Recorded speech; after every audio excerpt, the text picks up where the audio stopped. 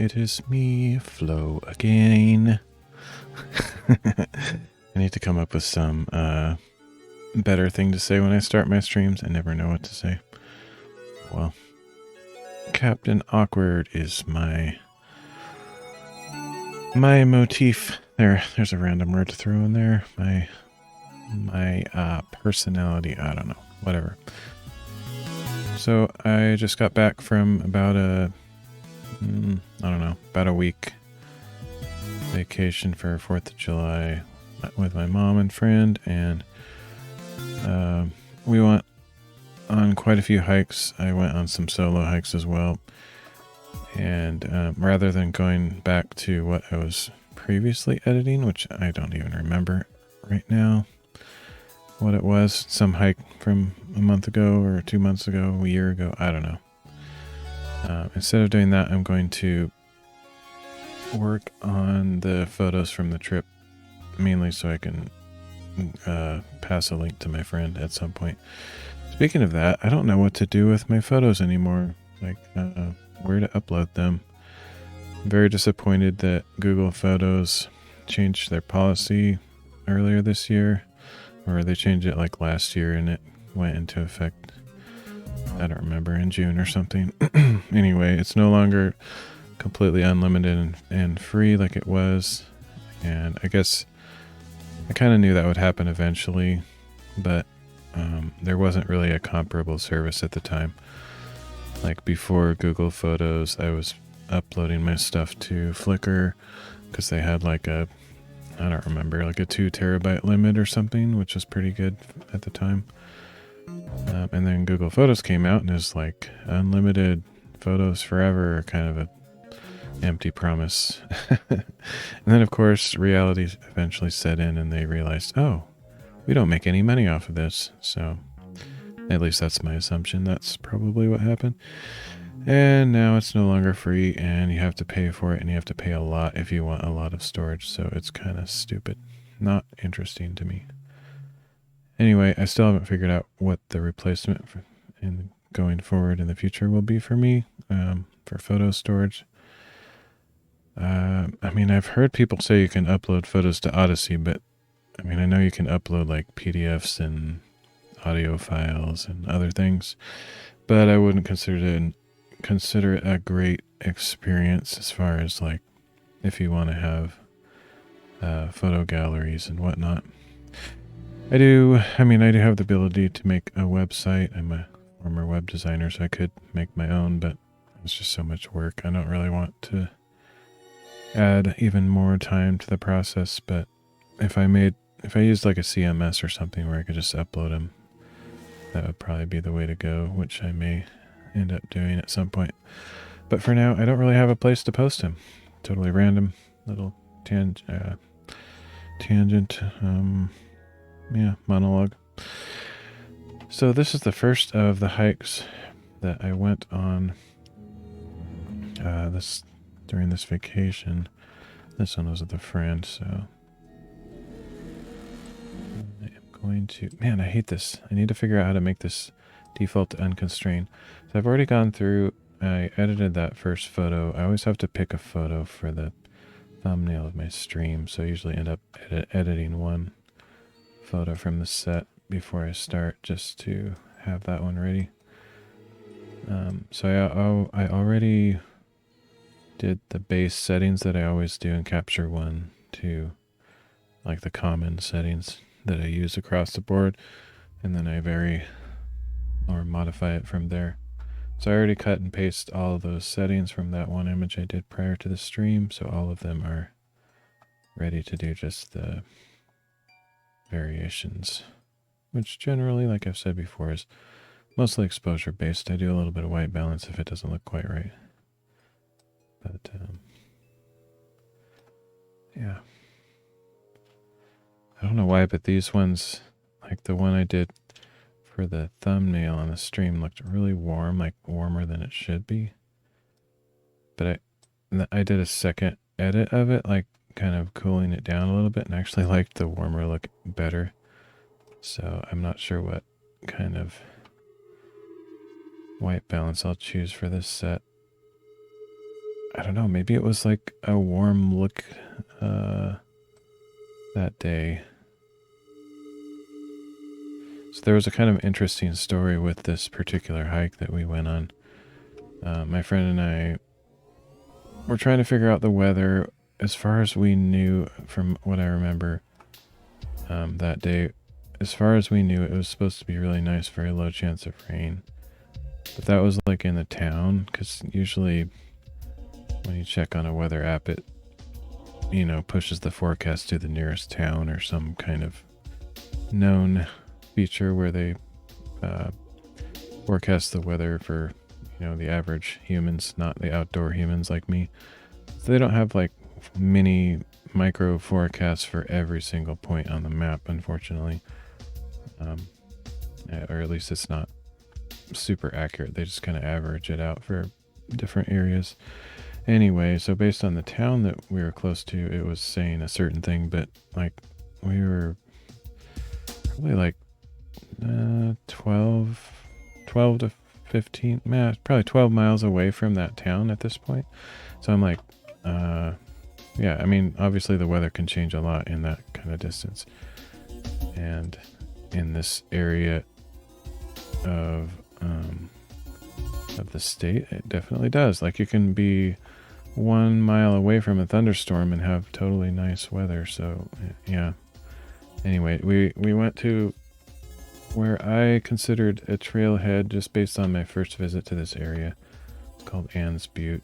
And so I went to this spot where I parked for the last time I did this hike, and we were just kind of sitting there, and as we were approaching and sitting there, there was sprinkling a little bit of rain, and it seemingly was getting worse, like as we were sitting there deciding, oh, because my friend didn't bring his rain jacket in the car. I had mine, but it looked really dark above, and it actually started, if I remember right, it actually hailed a little bit, and it was quite a little puff of rain.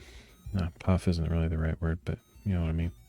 Downpour, I guess, just a sudden downpour, and we heard some thunder and stuff, if I remember right. Trying to piece this all together, my memory's a little spotty.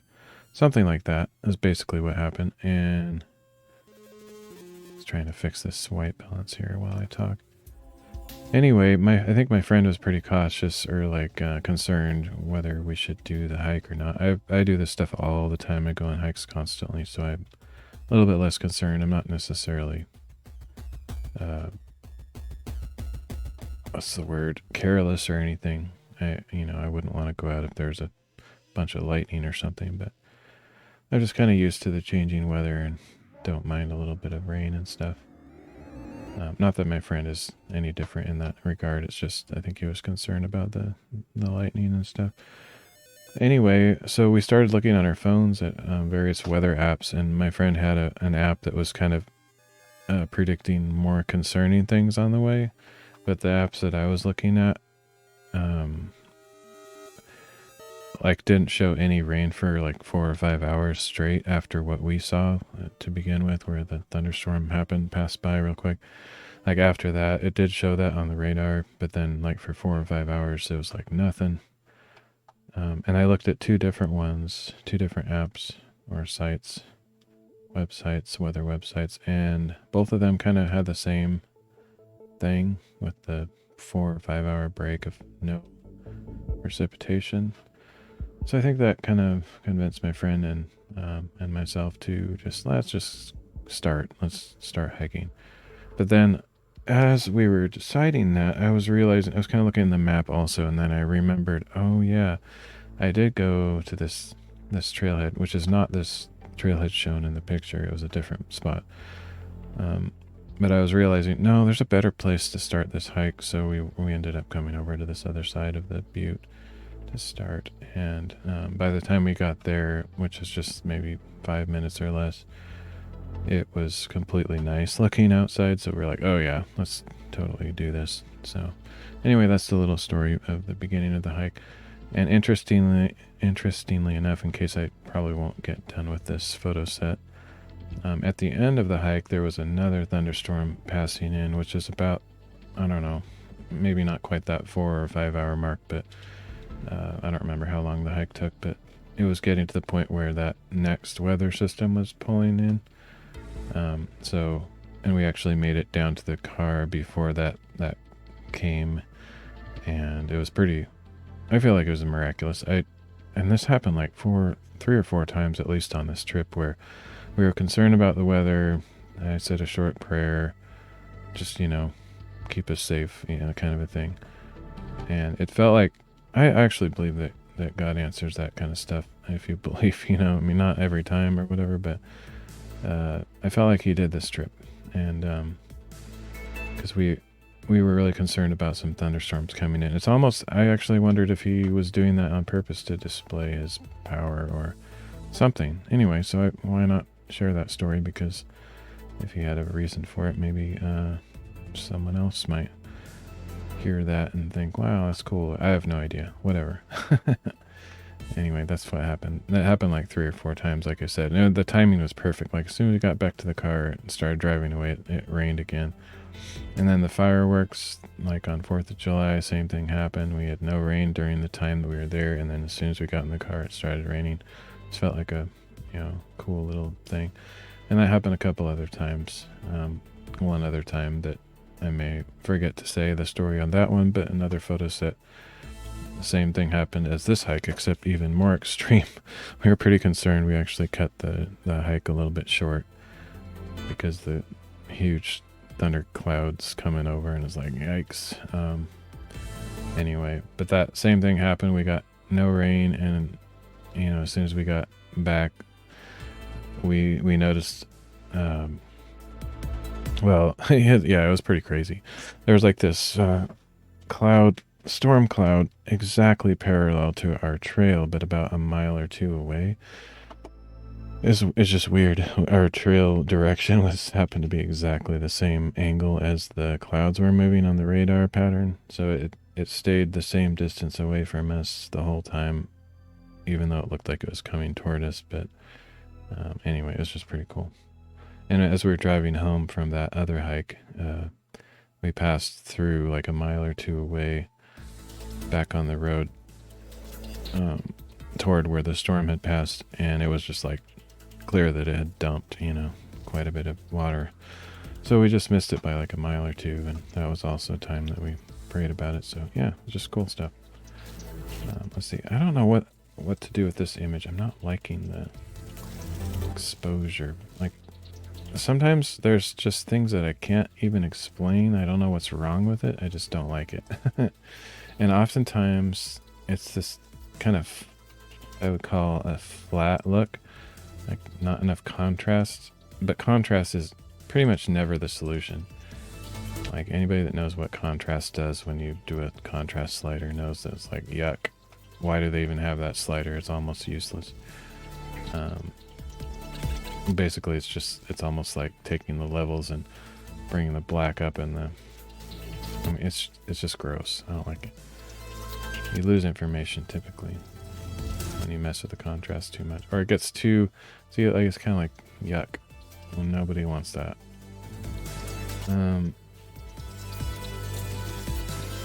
But there's certain areas of the image that do need contrast. So like this area here where this green blob is, there's just not enough color variation, so it just looks like a flat cell of color, almost like cell shading in a 3D animation program, where just flat blocks of color. Like there's contrast overall, there's blacks, there's whites, there's good contrast, but like in certain areas it looks flat. Like over here, to me, this area looks, on the right, looks flat.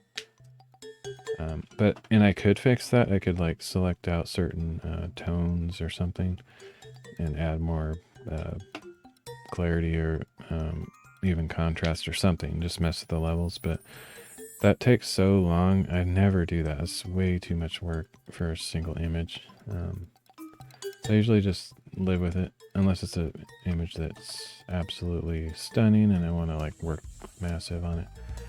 But that's pretty rare. This one doesn't even matter. I'm just talking, kind of talking nerdy photography speak, whatever. Just to explain kind of the process I go through a little bit. I mean, there's so many different, it's complex. Like the sky, I want to pull that down, so I bring the highlights down so it's not completely bled out.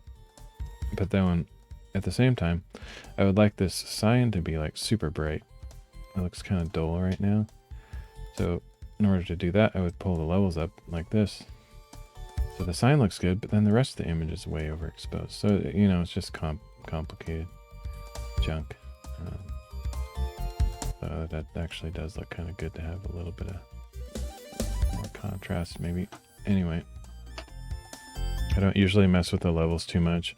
If I notice like on this histogram here that there's a massive gap on either side where there's no activity in the RGB kind of movement of these lines here, I might pull those in just to where it starts climbing up like a mountain, you know, occasionally. And that's kind of what's happening here. Like you can see this little blue mound there, and then after that there's no activity over here, so it's actually safe to pull this in because you know you're not going to clip the highlights until it gets to that little colorful topographical map there. Is what I like to think of it as.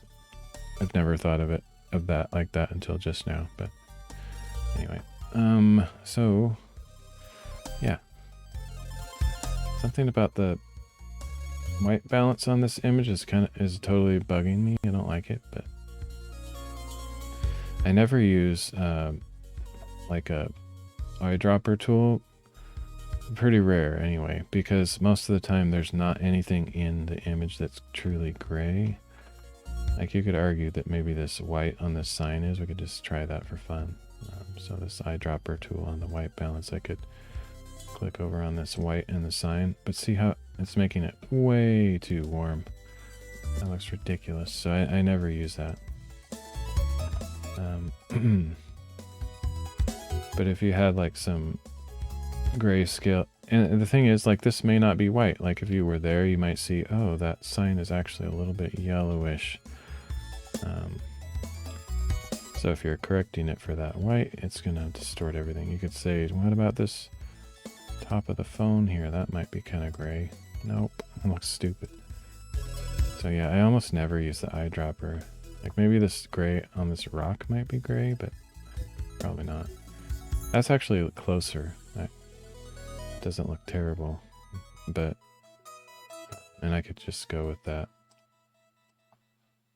But it's probably about as close as I can get it at this point. It still just looks weird. Something's not quite right. I just pull the saturation up a little bit to compensate for that weirdness. Not too much. Sometimes I find I go through phases when I'm doing photography, editing, whatever. Like I go through, yeah, phase is the best word, I guess, where I do certain patterns that are wrong essentially, or that I like at the time, but then later I'm like, why did I do that? And I went through this phase where I was adding too much saturation, and it looks cool. I mean, it admittedly looks cool when you like do this, like super vibrant or whatever, but it's not what it actually looks like in nature, so I don't like to blow it out too much craziness. Anyway, spending way too much time on that image. It's just more of a explaining how I do things rather than actually caring about this particular image. And anyone who's watched my videos before would know that the reason I take the picture of the phone is so that I have a time reference, because my camera does not sync with any kind of clock, so it's off. And when I do my GPS geotagging later, I want the points to appear in the right place, so it's all about that. Anyway, so by taking a picture of my phone with the time with the seconds on it, I can synchronize all the photos later on. That's why I do that. But that first photo is always just kind of a goofy, unimportant test photo, but I didn't spend as much time on it as others. Actually, I can probably copy the settings from this one to the next one, because it's exactly the same photo except no phone in it. So maybe that will work. Maybe it won't. It should. I don't know why it wouldn't. Oh, I hate this thing. Wish it would default to unconstrained, because I always change it to that.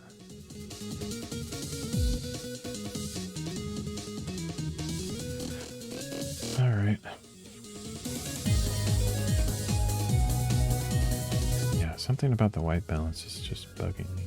So in this case, you can see the levels. I don't look at this every time, but the levels on the lower end, the mountainous color is coming down a little bit away from the edge, so I could pull this in to deepen those shadows a little bit. Or I could achieve the same thing by moving that. It's not exactly the same thing though. They're a little bit different effects. And sometimes I don't know what the image needs. I just like move around sliders until it looks okay, basically. Honestly, just wish there was an auto button that just AI made it look exactly how it's supposed to. Because I don't really enjoy doing all this editing. For example, my friend who went on this hike with me has one of the Pixel phones, the Google Pixel phones, and it takes pretty good pictures just, you know, pushing the button. You don't have to do anything. You don't have to develop them or anything. And I was like, he sent me his photos and I was pretty impressed and happy with them. Every phone I've ever had, I can't really afford the good expensive phones. I've had not the best phones ever. I'm never really happy with the phone cameras that I use, so I always feel like I want to have more fine-tuned control over things, so that's why I shoot in RAW and have a mirrorless camera and all that. But if I really wish they would make phones that are perfect, you know, they just look exactly how it did when you were there, and I think I would be okay with that, because some people really enjoy all this processing, and that's part of the hobby, is the photography hobby, is doing all this work. I don't like it. I don't want to do all this work. I just want it to look good.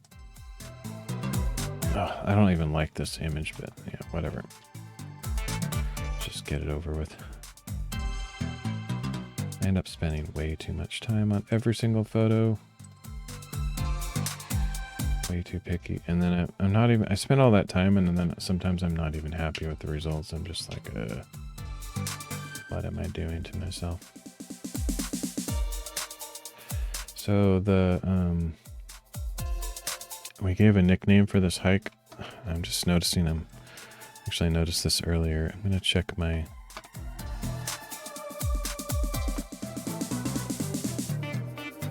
audio settings here, because I think that auto ducking is a little bit extreme here. Let's see if I can figure this out.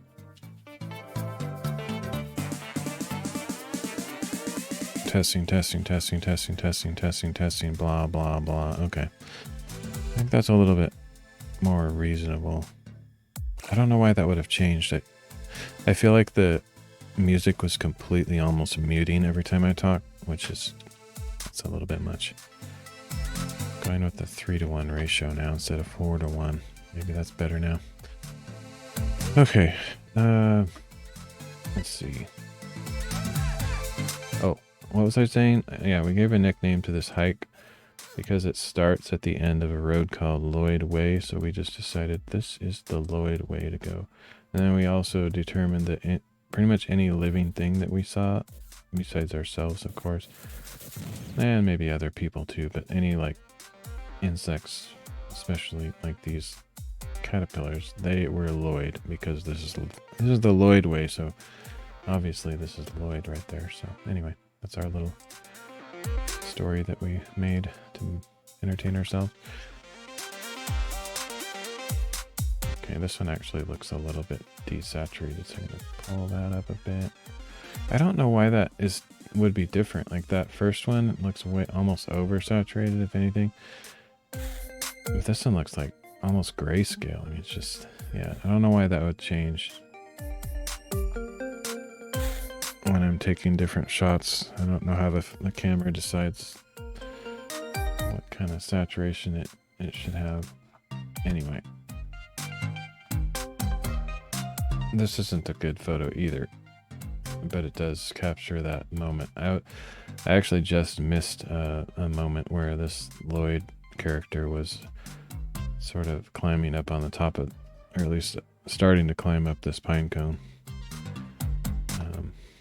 And now it's kind of behind the pine cone, so it's not a great picture, but gotta keep it because it's story. And I'll probably forget about the story later, but that's all right. You can always watch this live stream replay and get that story again, which I probably will never do because I don't watch my own streams, generally speaking. Okay.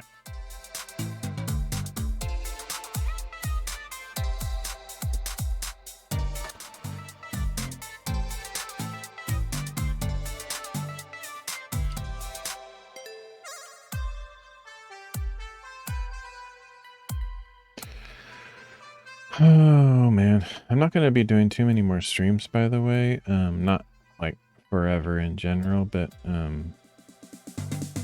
am going to be moving in a couple of weeks. Plus my sister is going to be visiting, so I'm going to be busy for a while, and I may not even have internet for a while after I move. So I don't think I'll be able to stream unless I do. I might do some IRL streams with my phone if there's signal, like I've done somewhat recently.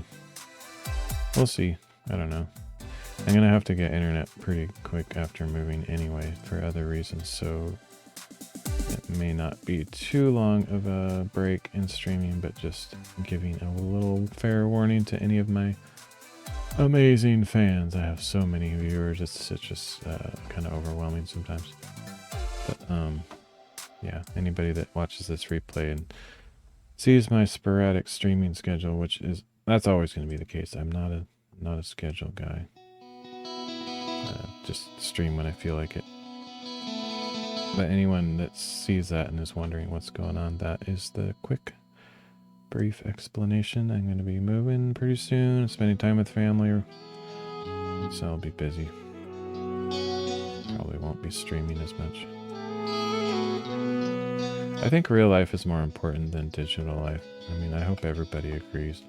I know a lot of people these days struggle with depression, and there seems to be a lot of the nerdy people on streaming platforms, and that includes myself.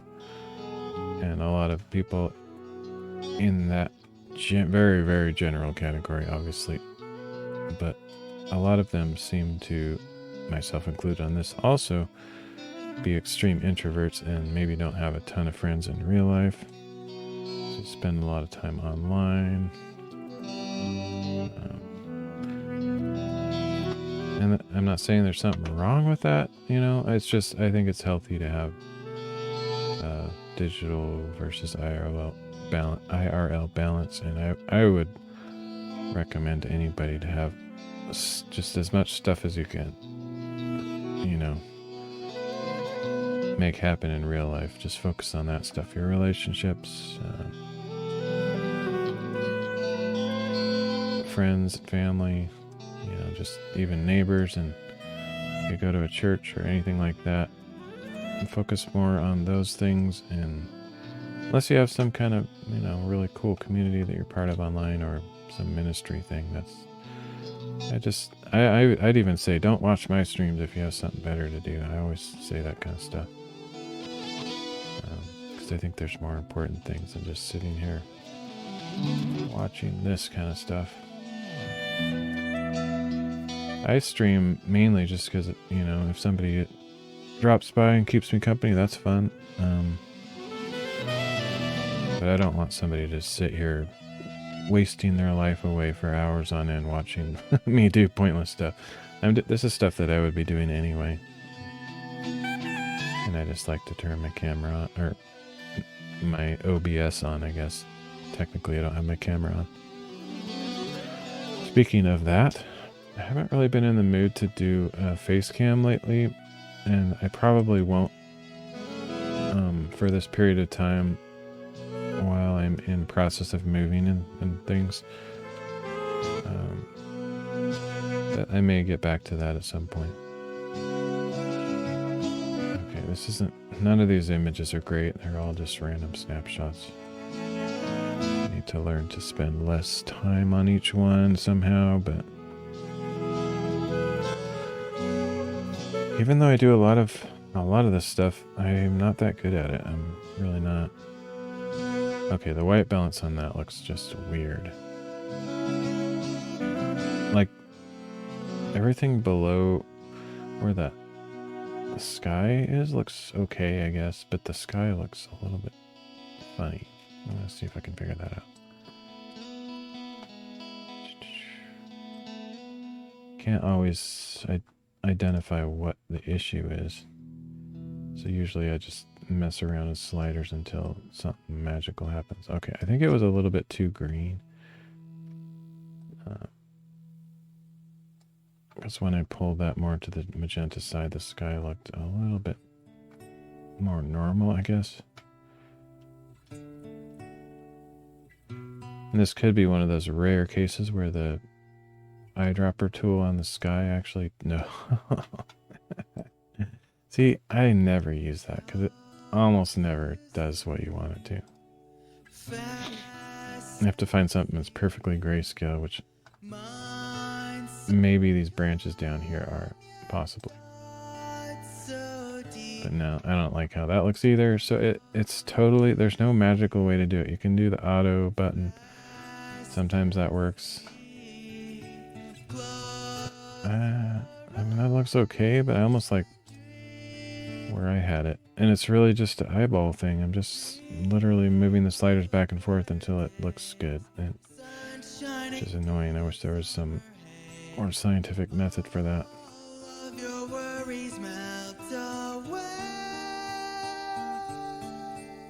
I think probably one of the best ways to handle that would be just like a bunch of variants. Because sometimes you can't really see what's wrong until you compare it with another slightly different version of the image. But anyway, I think that looks okay. I think the white balance at least looks better than it used to. Overall, I think that looks good. Okay.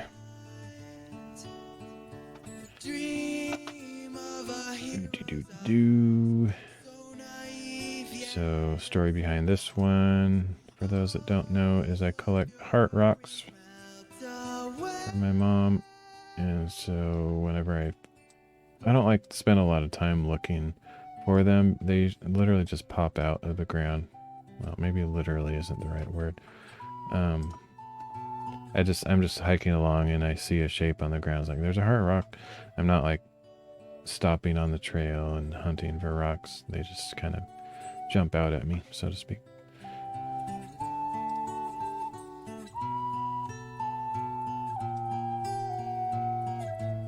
I guess after doing something so much, your brain just kind of is drawn to certain things automatically without having to do it. Any kind of forced thing, kind of like breathing or heartbeat, you just don't even think about it. Okay, so this looks a little bit dark to me. I know like this background looks a little bit dark, but then my hand looks a little bit too bright at the same time. So sometimes it's hard to figure out what to do in those cases, but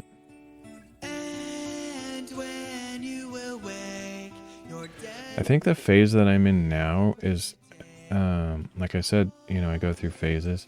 I think the phase I do now is overusing the HDR sliders within CaptureOne. I just like them so much, what they do.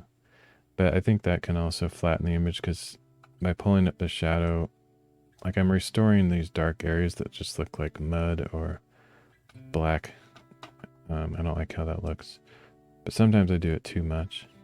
And then everything has the same exposure instead of having like dark darks and whites. And anyway, I try not to overdo it, and but I probably am. And later on, like a year from now, I'll look back at these and say, whoa, that's what my problem was at that time.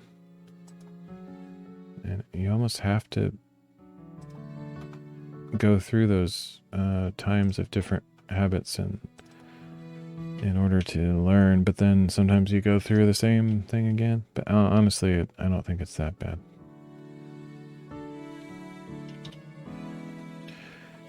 And maybe someone would argue, why don't you keep all your raw files so you can re-edit them later? Like, it takes so long to edit them once. Why in the world would I want to do it again?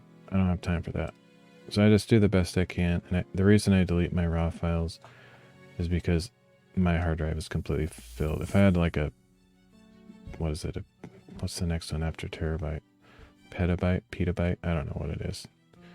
Anyway, if I had like a ton of those, I could probably keep all my raw files, and probably when I'm really old, like terabytes will feel like megabytes do now, like they'll be tiny, but at the moment, terabytes are kind of big and expensive to buy infinite hard drive space. So it's funny, when I was a kid, or when I was young, things were so different with computers. I mean, computers didn't really exist when I was born. Not really. Basically, not in the consumer market. Pretty old. But, you know, floppy disks and stuff, just 1 megabyte on those things, that's nothing. And, but that was big enough. But like back then, I remember like 640 by 480 resolution, 800 by 600, 1024 by 768, all that stuff. Those are screen resolutions, by the way, instead of HD, you know, 1920 by 1080 or 4K or whatever. We're talking like 640 by 480, so a lot of my images back then weren't much bigger than that. And they're completely useless now.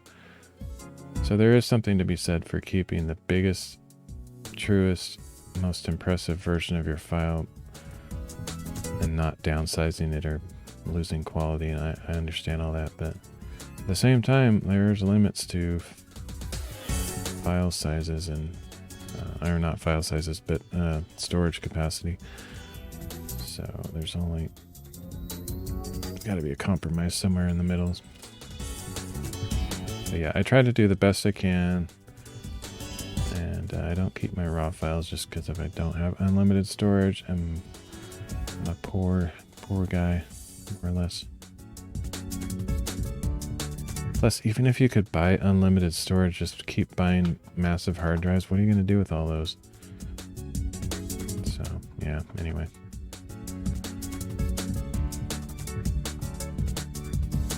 I may regret it later, but I don't think so. Like, this isn't what my life is about. I'm not a photographer. Not really. I'm a hiker that likes to take photos on my hikes. I'm not going to sell these. Or not very likely, anyway.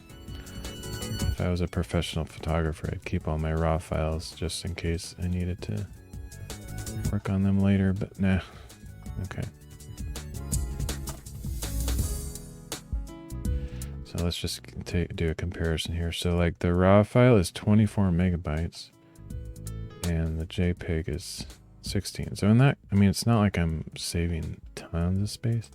And the reason the JPEG is so big is because that's part of it too. Like, I'm spending all the time to get the coloring and all the stuff looking how I want it to.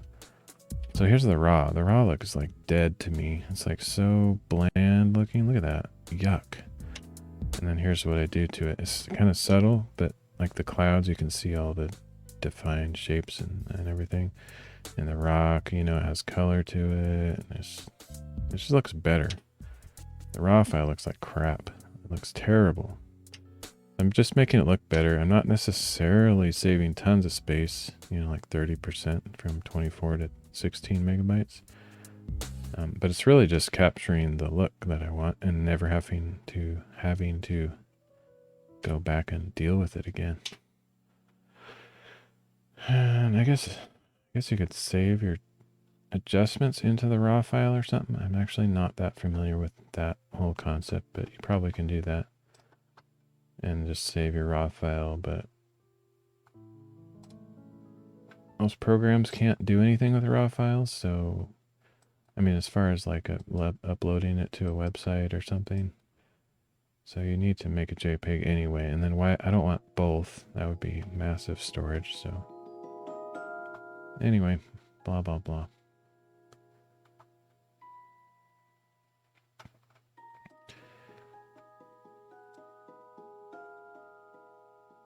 Yeah, this is a pretty cool butte. Most buttes that I do, so in case you haven't heard this before, my goal is to like essentially climb every high point in a certain area around me, you know, and if I move, I would adjust that. So like this area that I'm hiking now, I'm trying to basically look on the contour map and find every high point. So let me see if I can give any kind of visual demonstration of how I do that. Let me think about that. Okay, so generally speaking, how I do that is I get a topographical map of some sort, and I have a pretty good one on my phone, for example. So here's a map. This is Garmin Basecamp, which is it's okay, but I actually like the apps on my phone better. So you're looking at these contours, right? These brown lines over the green background, and you're like, oh, there's a high point because there's a bunch of circles inside circles, like a bullseye, like a target, you know? And of course, if you know about contours, you're like, duh, of course. But so like these ones right here on the top are not really high points. They're just like very gradual changes in elevation. But when they get closer together, you have like fast, steep changes in elevation. And basically every single one of those that I see on a map within a certain reasonable distance of where I live or where I'm vacationing or whatever, I want to go to all those and explore them. So, and most of them don't even have names. Like some of them might be some mountain or some butte or something, but most of them, actually well over half of them, don't have any name, but I still go there. Like, so I'll try to find, like in this case, here's a forest road, this white line here. So I'll park, you know, as close as I can and try to research a little bit with some satellite imagery or something, and try to find my way up without having to do too much bushwhacking. I do bushwhacking for sure, but I try to minimize that. But there's like no trails on any of these high points. But they're close enough to a forest road that it's not a big deal to hike up them. Anyway, that's what most of these adventures are about. This one, though, in particular, does have more of a legit trail, or several trails. They're very steep trails, but no bushwhacking involved on this one. And I don't think most people like doing what I do, the whole like climbing to the top of things and not even knowing if there's going to be a good view or anything. I do it even if it's terrible, like even if it's like full of trees and bushes and it's just kind of miserable. I do it anyway because I just have the goal of checking off every high point from my list on the map. It's just a hobby, I guess. Like I can hike, you know, like everybody else, find some popular trail, but then it's crowded, and plus, you know, there's only so many of those. But I feel like this is unlimited. There's so many places I can go, and nobody else goes there. I'm the only one there, and it's kind of fun. It feels like a real rugged adventure. Sometimes it is kind of miserable though. Like if I have to hike through stuff like this, for example, that's terrible. Fortunately, in this situation, we didn't have to hike through any of that. There's actual trails cut through this stuff. But there are places where I do have to go through things like that, and it's pretty not that much fun. I mean, it's kind of fun in the sense of an adventure, but in all practicality, like honestly, I don't actually mind bushwhacking that much. The thing that's annoying is that there's ticks, you know, And ticks are actually dangerous to your health, potentially, so you gotta be careful. Trying to balance, like, not doing too much HDR in this one. Probably overdoing it. Okay.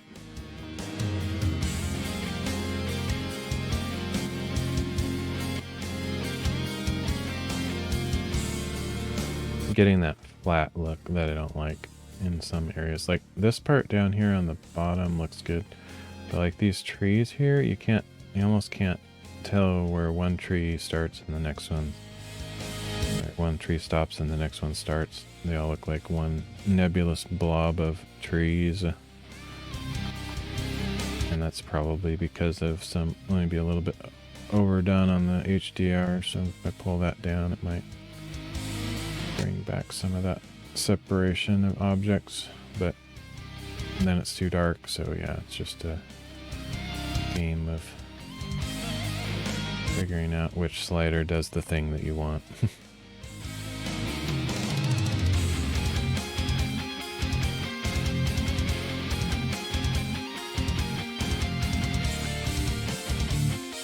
These clouds look a little bit too bright to me, but when I pull this slider down to restore the highlights, it actually adds, seemingly in this case, gray to the sky, so that it's not as blue. So in order to counteract that, I'm going to bring in a little bit more saturation. The problem is that's bringing it everywhere, and that might oversaturate the trees. So if you really wanted to get fine-tune control, you could, do things like layers, but I don't like to spend that much time. But just as an example, I can take a big old brush here, and you can really roughly do this. Just mask out the sky like this. Oops. Just click the button that I didn't mean to. I don't know what it was doing. Anyway, so got that going on.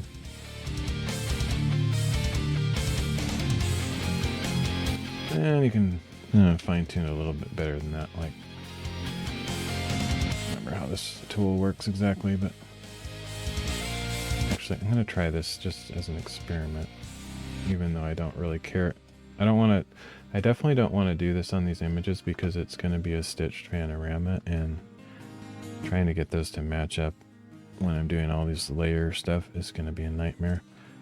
But I do want to try it, see what happens when I do this. Nope. Okay, that's weird. Auto mask.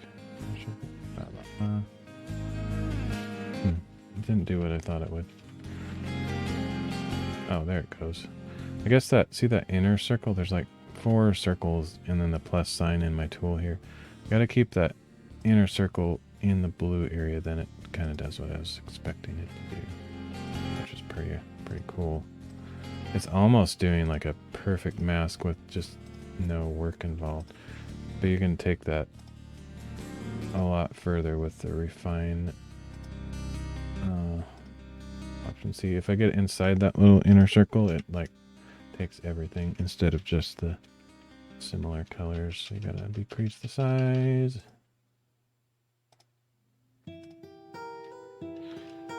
Anyway, I don't need to spend all this time. I'm more just kind of showing how the program works a little bit, even though this isn't, I don't intend my streams to be educational necessarily, or tutorial or anything, but it tends to kind of happen a little bit because I'm like, okay, I am streaming, there's people possibly watching or gonna watch this replay. I gotta say something, otherwise I'm just editing photos and saying absolutely nothing, and then what I'm saying ends up dictating what I'm doing, so I'm spending more time than I should. Anyway, so you can do a really sloppy job like that, like a super crap mask that's kind of okay in some areas and not that good in others. And then this magical refine tool in this program, I can't promise this will work in anything else, not Photoshop, not Affinity Photo, not CorelDRAW, not, nothing else. But this, in this program, it really works well. Like, all you have is like the radius slider, but it magically, look at that, like the pink in the sky and nowhere on the trees. It just works, magic. So now I have just the sky selected. And going back to what I was talking about before, I could bring up the saturation just in the sky. And honestly, if I had time, I would do that on all of these because I think it looks better. So here's before, here's after. The sky looked kind of dull, but I don't want to oversaturate the trees. So anyway, but I don't want to spend all that time. Although maybe I will because it looks better. But maybe not quite that much. 20 or so. So yeah, if I guess I'll do that on these. Let's see. I feel like that first one was worse. This one is not as desaturated in the sky as that one. So I don't know if I need to do it in this one as much, but I guess it's probably not a bad idea.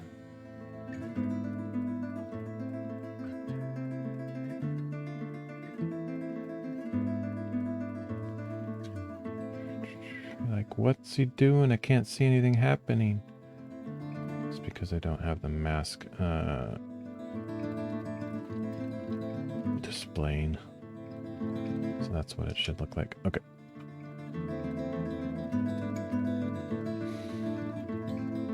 I wish you could make the difference between the inner circle and the outer circle bigger so that the inner circle is really small, but the outer circles are really, let me see, maybe,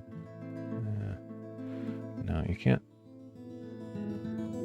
I guess you can't change this, the ratio between the inner and the outer, because I'd like the inner one to be really small so that I can like reach in these tiny areas like that.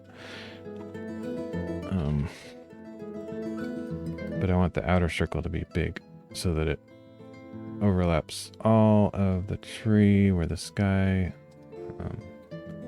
interacts. Anyway, you probably know what I'm talking about. Or not, doesn't matter. But there is no configuration for that option.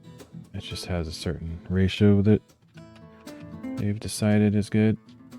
I don't like it. I wish you could change it. But generally it works pretty well.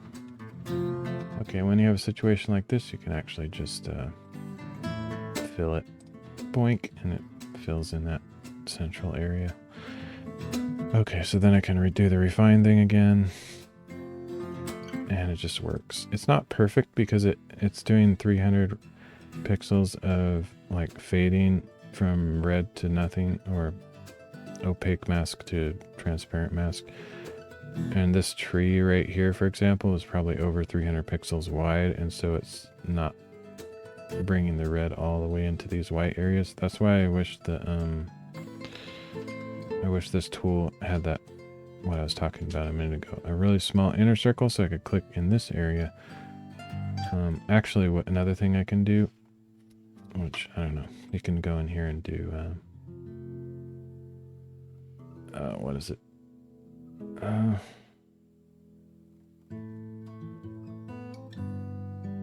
Yeah, okay, so here's another.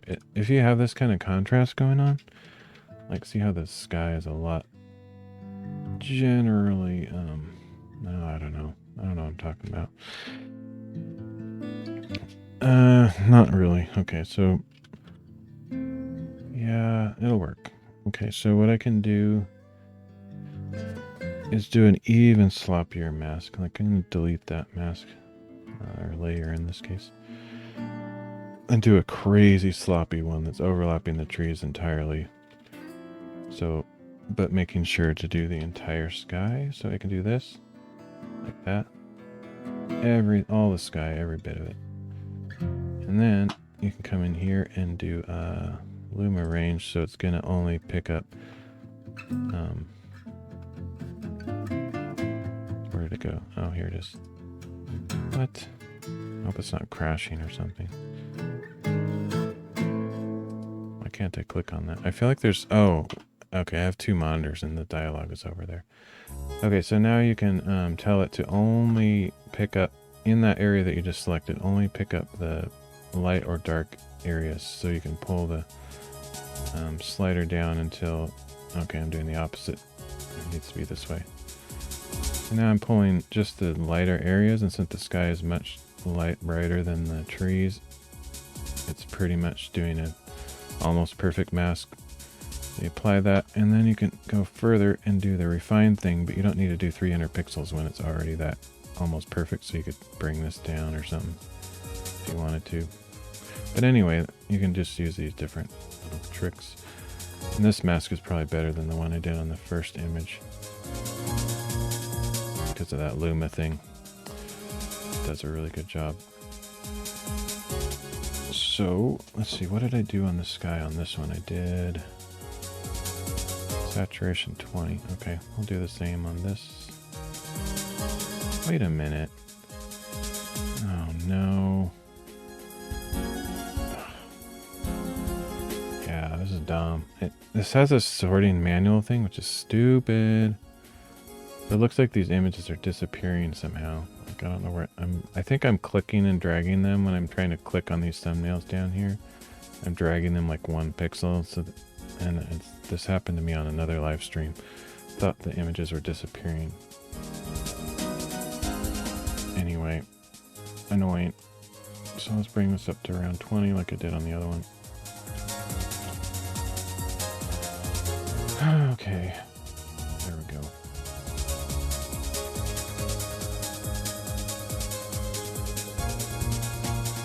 No, what's going on here?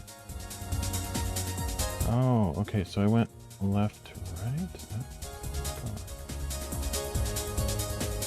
Okay, yeah, I went, right to left or whatever. Usually I do left to right when I do panoramas, but in this case I went backwards, so I'm like, why is he cut off? Did I not get all of him? Anyway, I did. Okay, so I'm gonna copy this to there.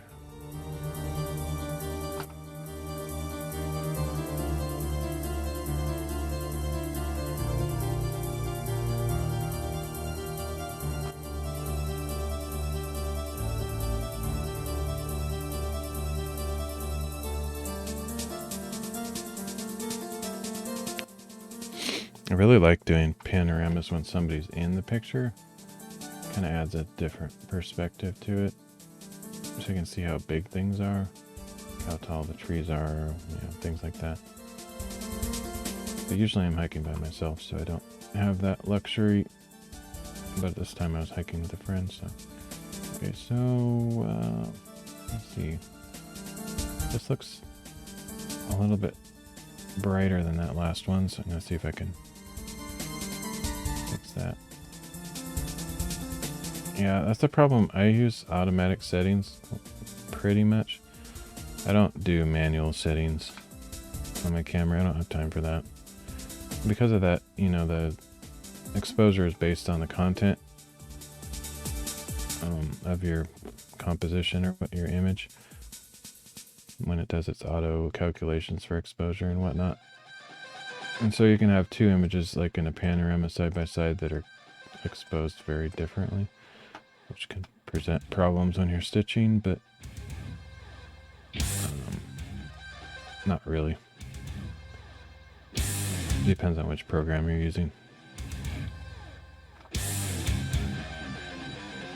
Okay, so I have to do the same thing. This might not work as well. I'm going to try it. I think it should work. I'm going to do the quicker method of doing the masking of the sky. So just very sloppy mask here. And I think my friend's face is dark enough that the Luma thing will work on this as well.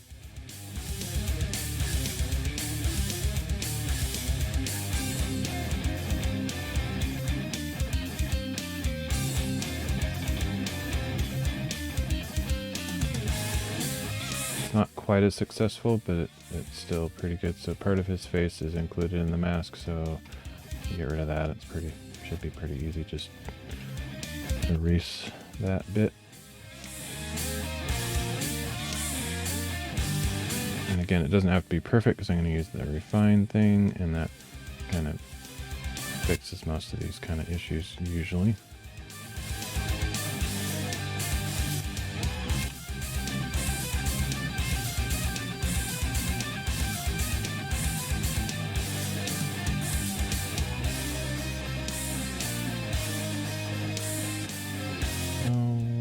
Try the refine, see what happens. It might pull in some of his face.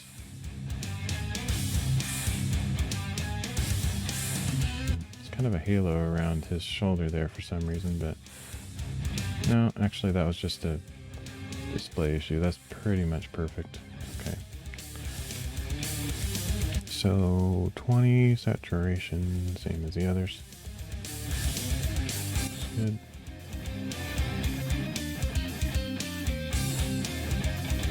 Copy that settings from one to the other. Generally when I'm doing a panorama, I can copy the settings from one stitched component to the next. Can't copy it throughout the entire series necessarily because the lighting can change drastically from one end to the other, especially if the sun is in the back. But usually between one image and the next, it'll work pretty good. Okay, so it's weird, like his shirt is dark, it's a black shirt, whatever, and it has some pretty rich blacks, but these trees don't look super contrasty, or not as contrasty as I'd like them. So, oh, let's get rid of this adjustment layer.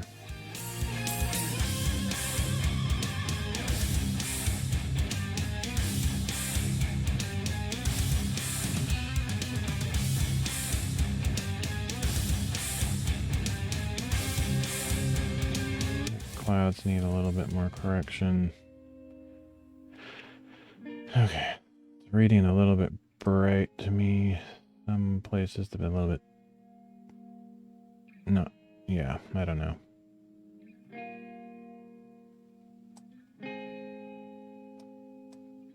Just have to fiddle with it. Looks a little bit too yellow to me too. Like this one. Oh yeah, this one looks way more yellow than the previous one, so the white balance changed between those two for some reason. I'm gonna pull that down a bit on the yellow, the Kelvin, whatever.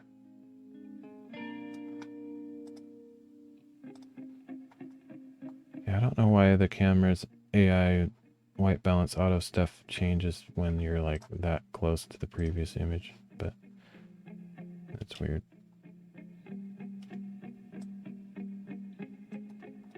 I keep right clicking. Okay. That looks pretty good. And then do the sky thing, which I almost wish I didn't do that in the first one because now I have to do it in all of them. That's fine.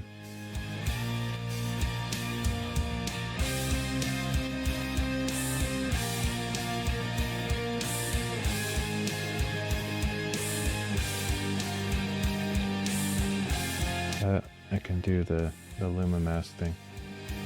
So in this case, I'm trying not to get that distant mountain too much in there because I don't want that to be...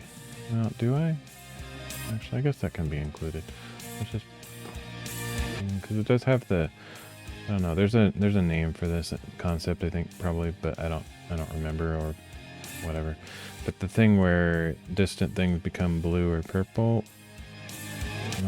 just atmospheric effect or something. There's probably some technical term for it. Anyway, I guess I can try to gradate that.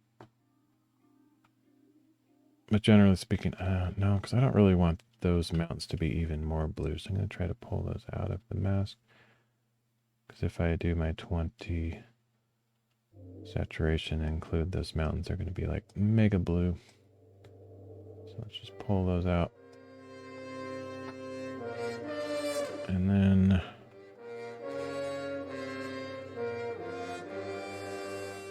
refine.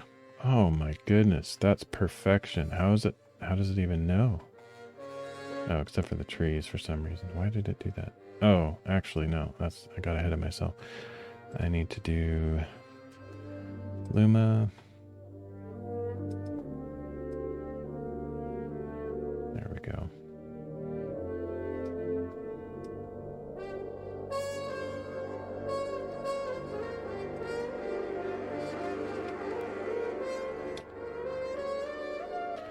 And some of the sky got pulled out because, yeah, the Luma isn't a perfect thing thing. Okay, so I gotta rasterize this so it saves that Luma thing, and then and remask this top area. If the sky was as dark as these trees were, that's why it did that. Okay, so now grab this out of there, erase it.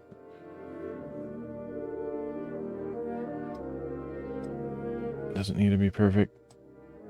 Because I'm gonna do the refine. Because the refine, I don't understand how it does this. It just works every time.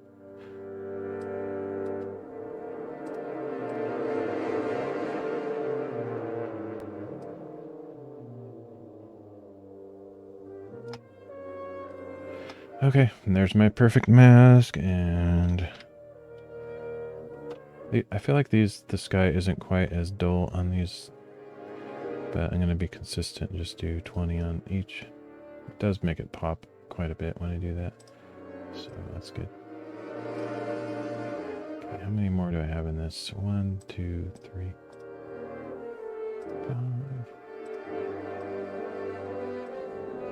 5. 5 more.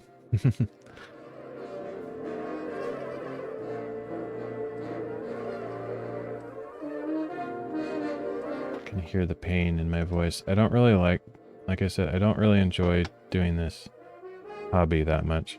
I like hiking, I like taking photos, but I don't like developing photos. Okay, so this, look at how much darker that is. That's insane. And I didn't change anything on my camera. Sometimes it just doesn't make sense why it does that. Okay, the clouds are a little bit blown here, actually right there, so I just gotta pay attention to those kinds of things. Go.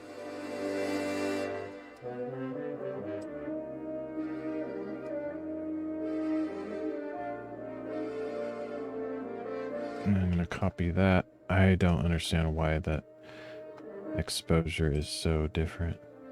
That's crazy. It doesn't usually happen. I guess because his black shirt, like I had a similar thing from this one to that one. There was a somewhat of a shift, but it was more like, no, it was more between this one and that one. There was a white balance shift. Anyway, whatever.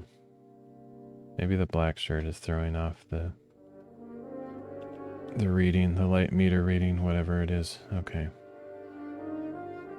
So probably don't need this. Oh, let's get rid of this. It's really dark. It's crazy.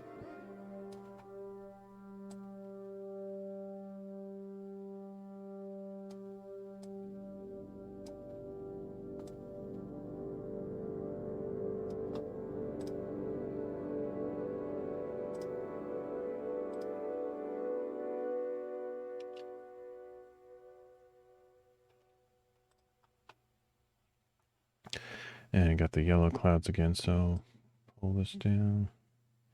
I mean, that's the thing. I don't remember, but the clouds could have been a little bit yellow because of the sunlight on them. I don't think it was super late in the day, so I don't think, it's not like it was a sunset or something. It shouldn't be too yellow.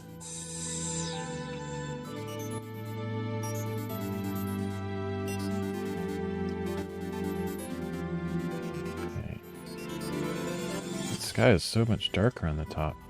It's crazy dark.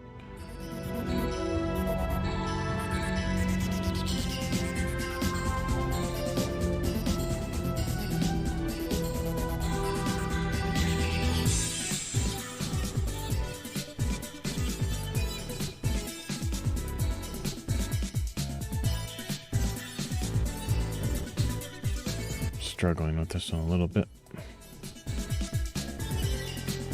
The sky is really dark, especially on the top. I compare this blue up here, comparing that to this, there's like a huge difference. Not really sure why. It's like my camera went berserk on these last few. It's weird.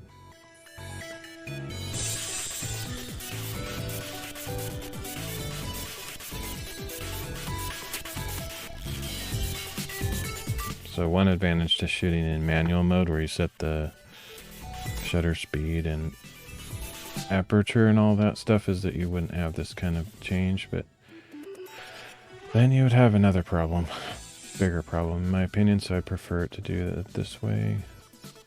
Okay, the problem would be if you're shooting highlights, the highlights might get blown or the shadows might get blown if you don't adjust for it in each shot. So I think it's better to do, generally what I do is I set my camera like -0.7 or 1 EV stop down from auto, because I don't, usually auto overexposes almost every photo on every camera. It's just a thing. So usually you want it a little bit darker so that the highlights aren't blown, and then you can usually pull out the shadows pretty well. So that's how I do it. Okay, so I don't know, this one's weird. So much darker. Like, look at his arm here, fairly well exposed, and this one it just looks like gray almost. I don't know why that happened.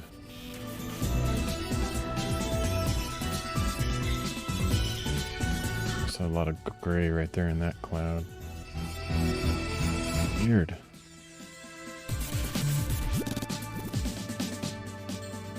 Maybe I accidentally hit a button on the camera that, like, instead of -0.7 is like -2 or something. EV stops. I don't know. Weird. Just really got really dark on that one.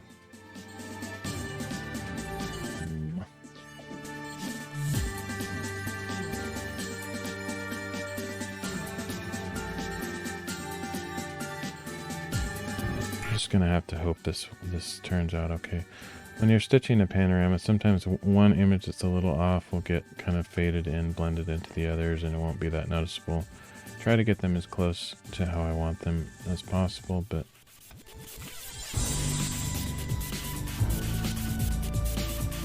one slightly off image will usually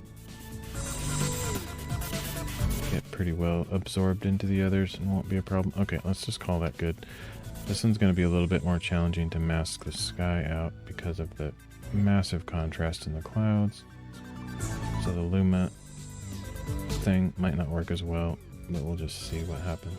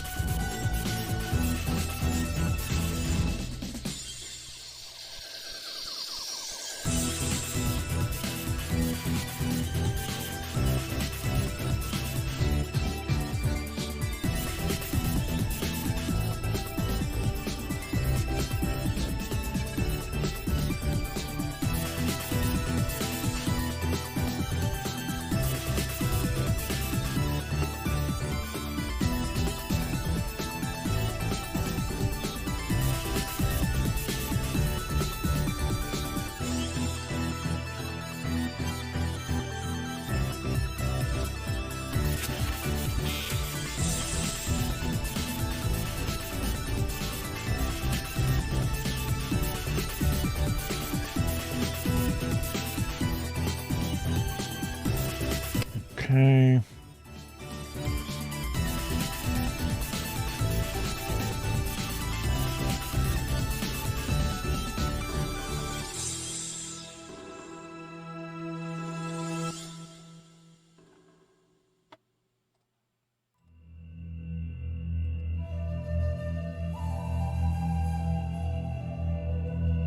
So then we refine it, see what we get.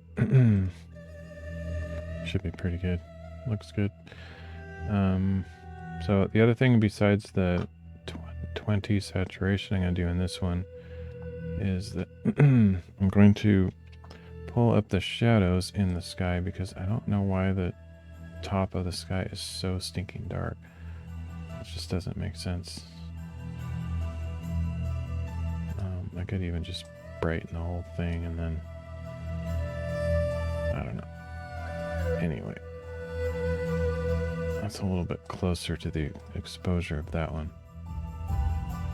Should be good.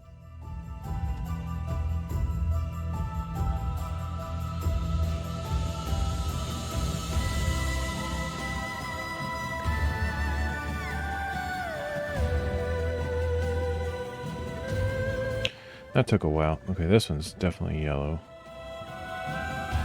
Take that out.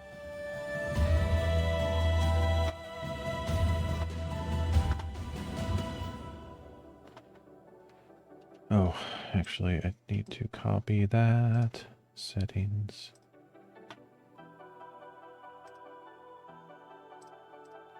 Ugh, this is going to take forever to do these photos. It's ridiculous.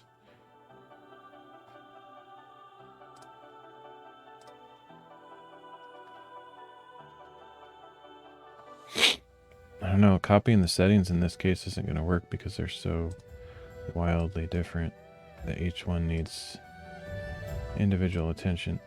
I don't know. I don't have a real good explanation on why my camera made such different decisions when the subject matter is very similar. The lighting is similar. Usually there's not that big of a difference between images just barely turning your, rotating on a panorama set. This is kind of an unusual scenario.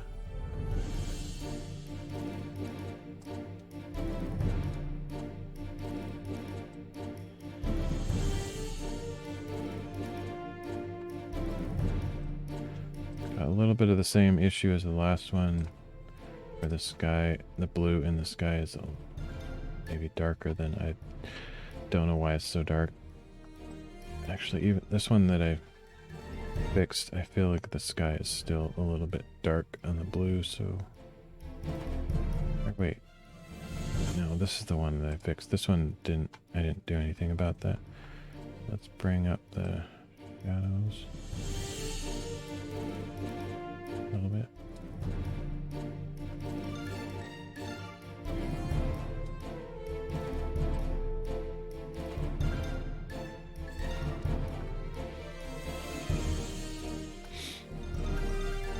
Oh, it's so yellow.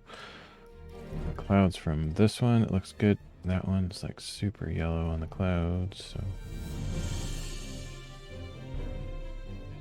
If I pull it down too much, the trees lose some of their character. I don't know.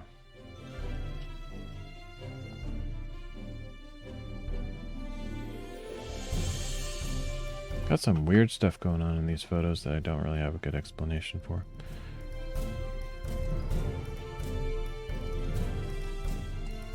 Probably won't go too much longer because I need to get some sleep tonight.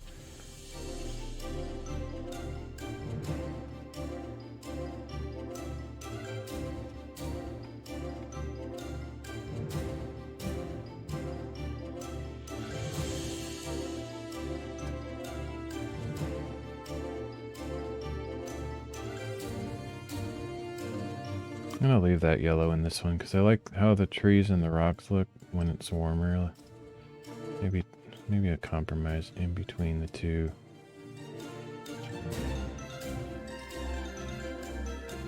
I don't know. Somewhere around there.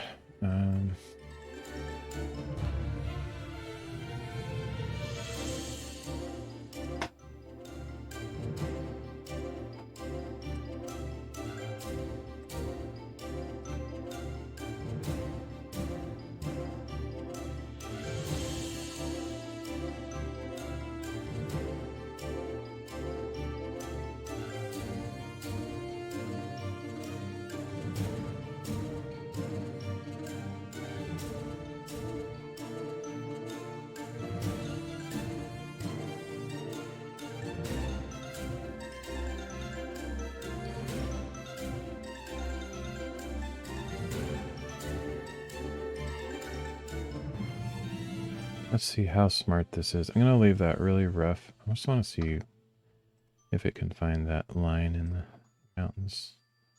So it didn't really... So it does need a little bit more help. Oops.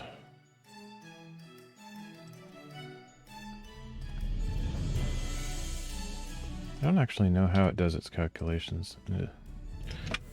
If it's hue-based or...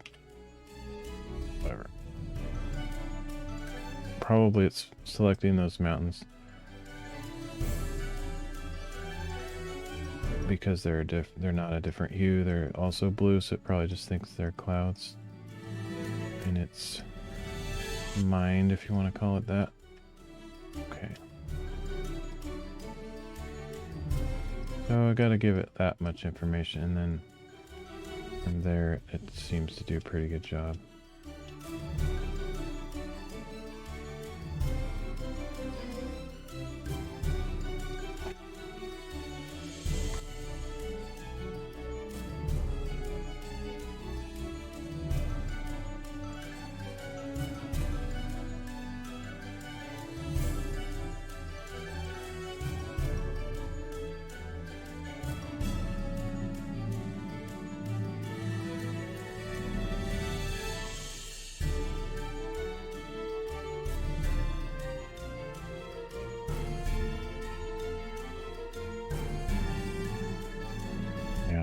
So it's like you have to give it little clues, and then it knows what it's like.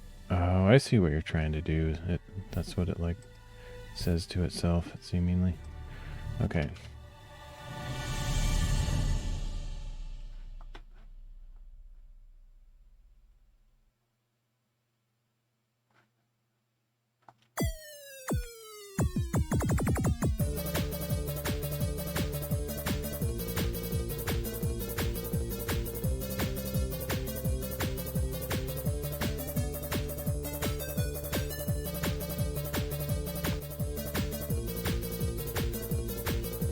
That looks fine, I guess. I don't know. Oh, yeah, I guess now that I have the sky selected in a different layer, I could adjust the bottom white balance how I think looks good, and then adjust the top sky area differently. Didn't really think of that before, but that's kind of obvious. Put a little bit more green down there. That's good. Okay.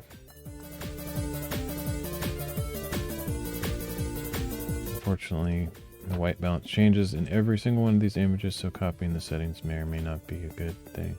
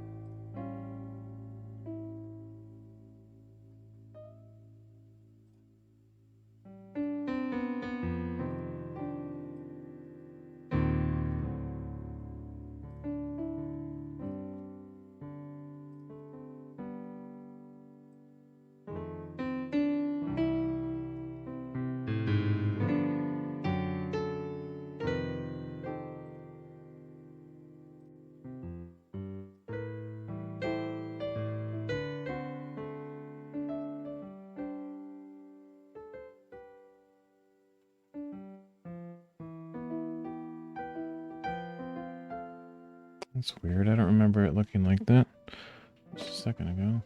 But apparently it did. Let's just try it. Try it, see what it looks like. So, rasterize, refine. Yeah, see, it's smart in the areas that you give it the information, but in the areas that it's not clued in, it doesn't make the right decision. So you have to give it a little bit of information, like don't include this mountain, don't include that, don't include that, don't include that, or that, or that, or that, or that. I'm just gonna put these circles and see if that is, nah, that might actually be enough information, but I'm gonna not be that sloppy. Do a little bit better than that. Okay. Yeah, see that gave it enough clues. So like right here, it's a little bit fuzzy. So I feel like I can give it a little bit more information right there. It still looks a little fuzzy, but it doesn't matter. I actually think it's an illusion. I don't think it's actually fuzzy. Okay.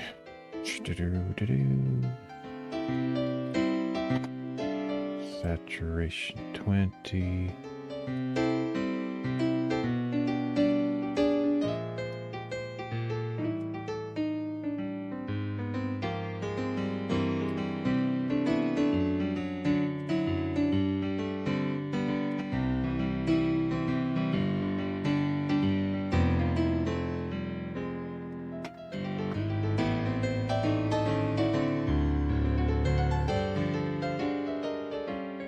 Two more. I think I'll finish this panorama and then maybe end the stream. It's crazy how long these take. It's stupid. Okay.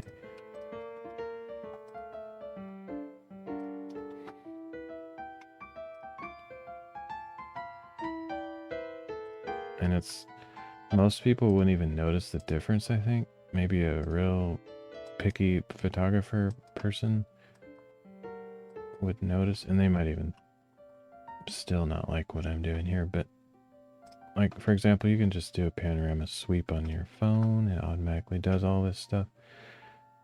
2 seconds. Or you can spend 20 hours. Or not quite, but and for the average person looking at it, they wouldn't really care or notice a big difference. So it does feel a little bit silly at times to spend all this time on every single image, but I know the difference, generally speaking, so it's worth it to me, but at the same time it kind of isn't. Mainly because I never actually end up doing the images. I never finish them because I have too many to do.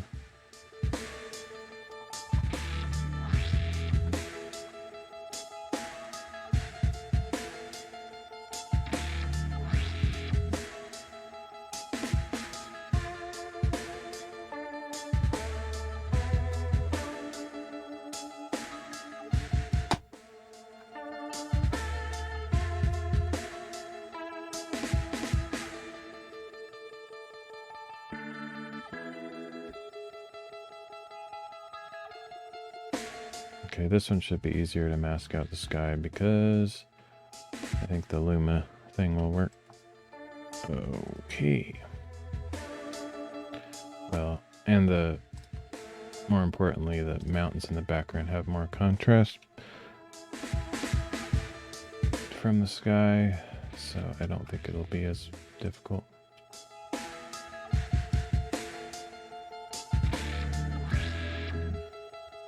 Like, I don't think I need to give it those clues that I did before. I think it'll figure it out better because the hue is different. Well, maybe not. We'll see, though.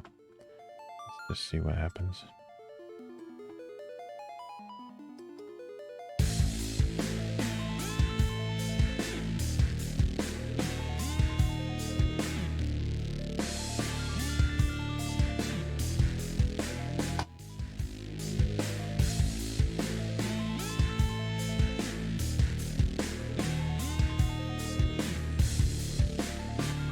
Not going to give it any clues about these mountains that is making red that it shouldn't.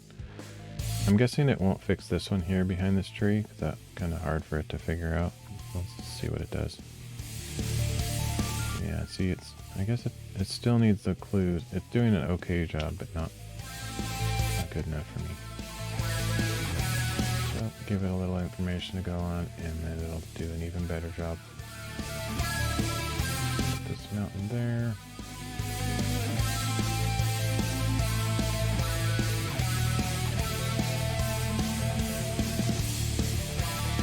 I'm just theorizing how this thing works. I don't actually know what algorithm it's using to figure this out. It might just be some really simple thing and no real AI involved, but it feels pretty intelligent. It does a pretty good job most of the time. might just be entirely hue, saturation, color, lightness, whatever. Anyway, okay.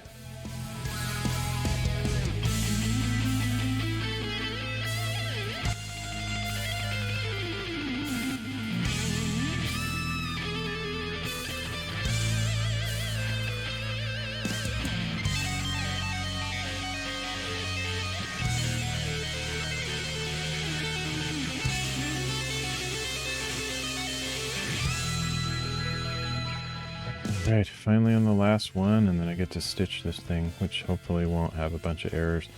Last stream I did, I was working with Hugin, it was crashing like crazy, and then our Affinity Photo was crashing like crazy, I think, because it didn't stitch it quite as well as I wanted, so I was doing some manual adjustments in Affinity Photo, and man, that was not going well. It's crashing constantly. Hopefully I don't have to do any of that with this one. It just looks good. So I don't really enjoy that. It's too much work.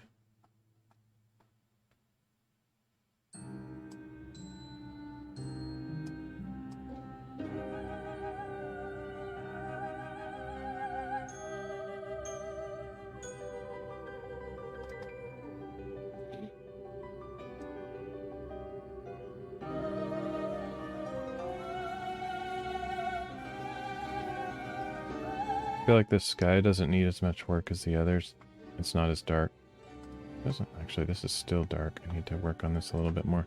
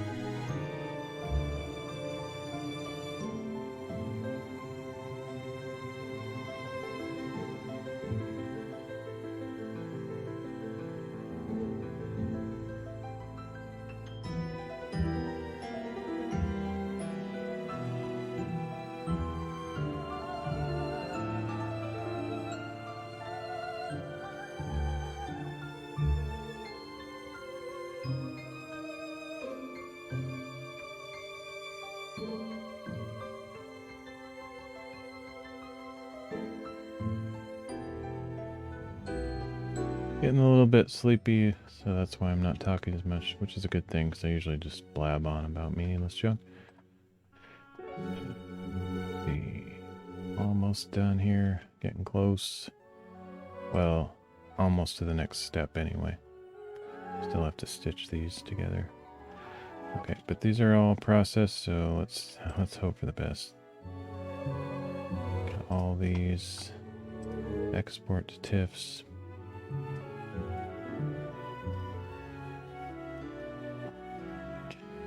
here's where the junk begins.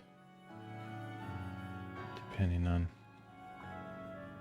how Hugin, what kind of mood Hugin is in. Hopefully it gives me a hug and it works.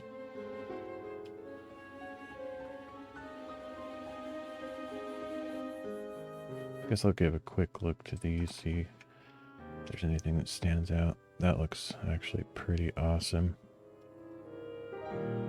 Yeah, they're looking good. This should work out fine.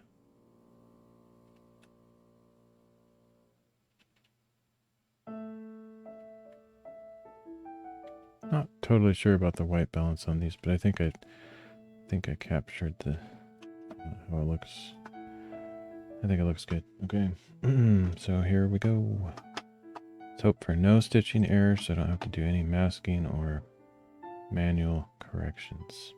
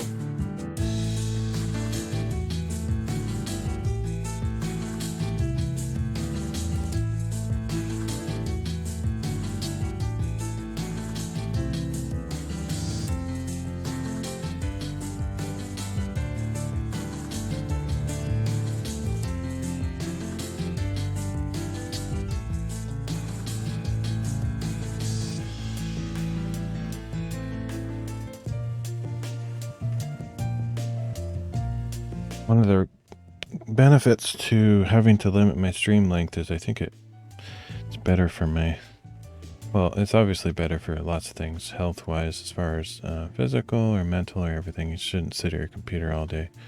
But also, like sitting down and doing this photo editing or whatever, it hurts my legs, my back.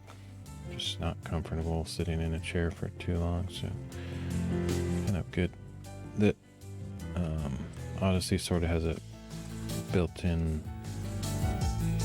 healthometer for streamers, like, because you're not supposed to stream more than 4 hours or it doesn't save your replay, and I want to save my replay, so it sort of keeps me streaming too long.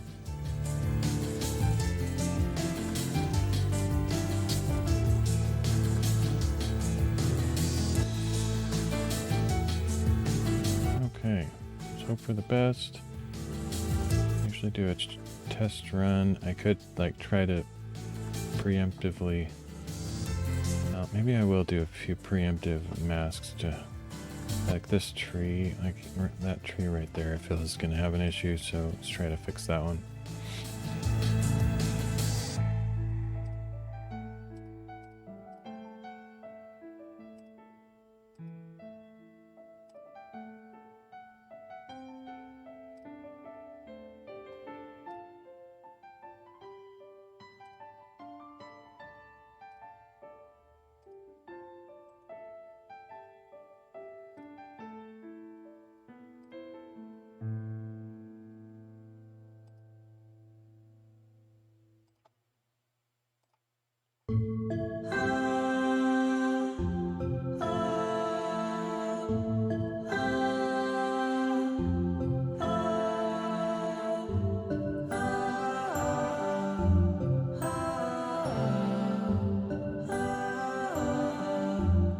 I almost forgot because I'm getting tired.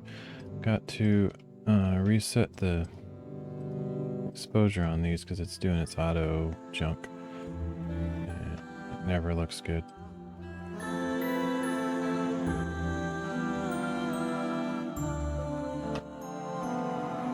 long as my friend isn't cut in half, no major trees cut in half, should be okay. This, I don't know what's going on with these two trees. Might have an issue there, but I'm gonna, well, let me look at those real quick. Looks a little bit weird.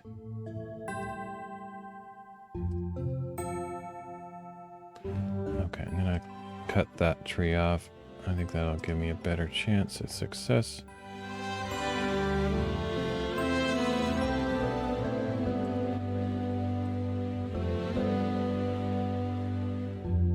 Possibly. Okay, and save it just in case something crashes. My friend looks a little bit distorted on the edge here, but we'll see. We'll see what happens.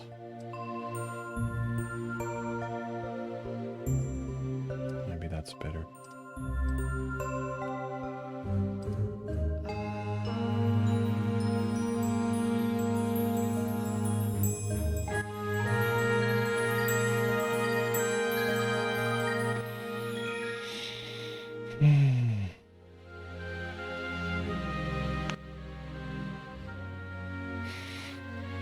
Well, hopefully me feeling kind of sleepy, it means I'll be able to sleep. Doesn't always work that way, though.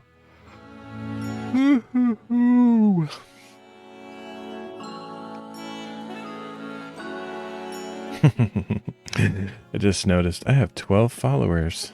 Just not starting any cult here. I know Jesus had 12 disciples, but I don't consider anybody my disciple.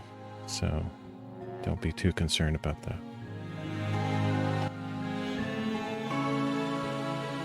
Sounds funny. 12 followers.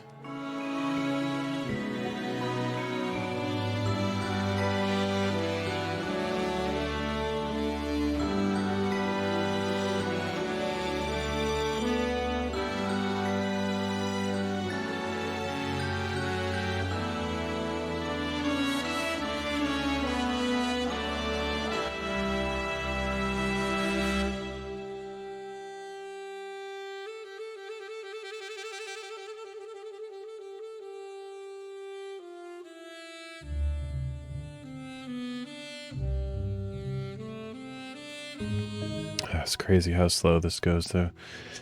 This whole developing raw and stitching. It's like I've only worked on 1, 2, 3, 4, 5, 6. And this will be the 7th photo all this time. 7 photos in 2 hours. It's insane.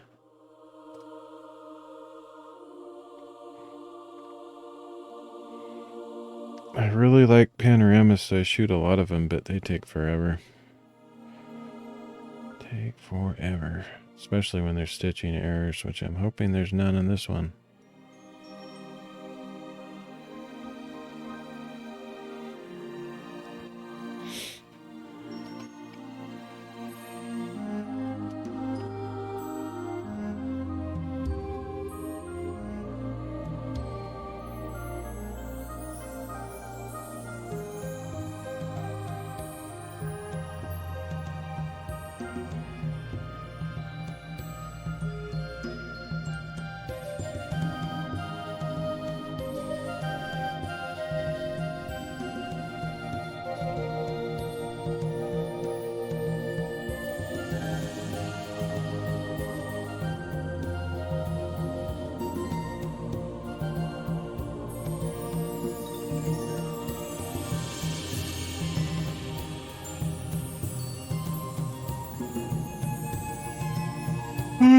Ooh. Yeah, this one's taking extra long, seems like.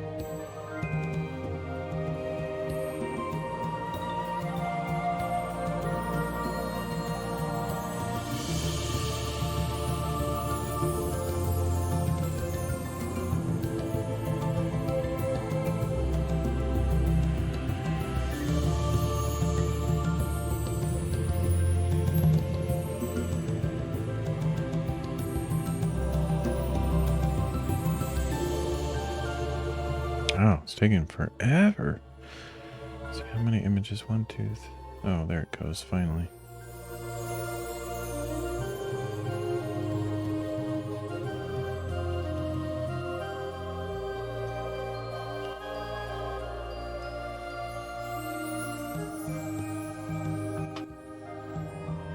Be right back, just a second.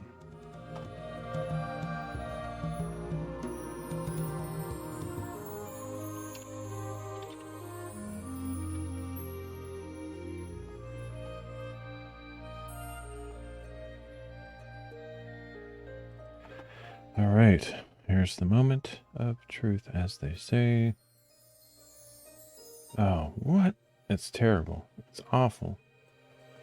I don't know. Something, I feel like maybe in the latest version of Hugin, they massively messed up the mask thing. This is terrible. It's the worst panorama I've ever seen in my life. Looks okay here, but I wonder if my friend was moving. I wonder if he was like swaying back and forth when I took this shot. I don't know, but that's seriously messed up. Look at that. And then this tree where I put this mask, totally messed up. It's terrible. Oh, I wonder.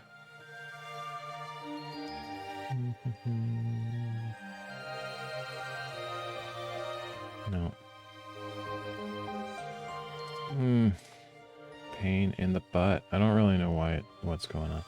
I'm gonna check the relative positioning of objects just to see if I can figure it out. So right here, his shoulder has a slight blue gap between that little branch of the tree and this one. Oh yeah, that's a big difference.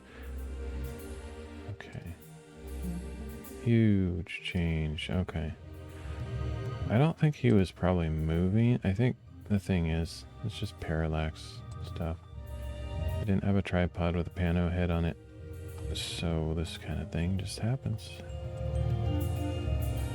Okay, well, I'm gonna try this next one. Okay, I'm gonna get rid of this.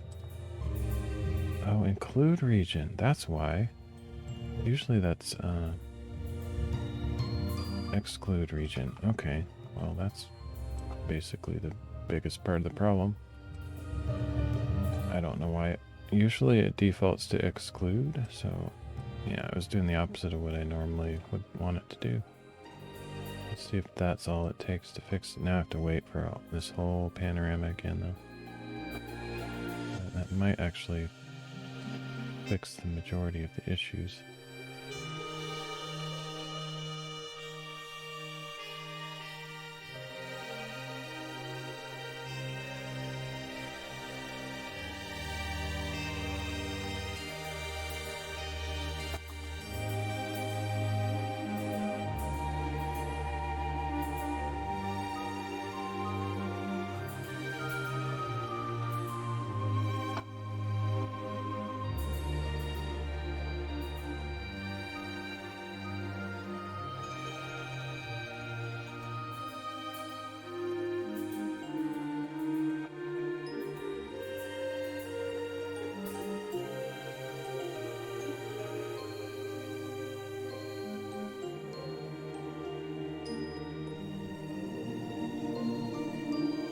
May as well chop that shoulder, arm.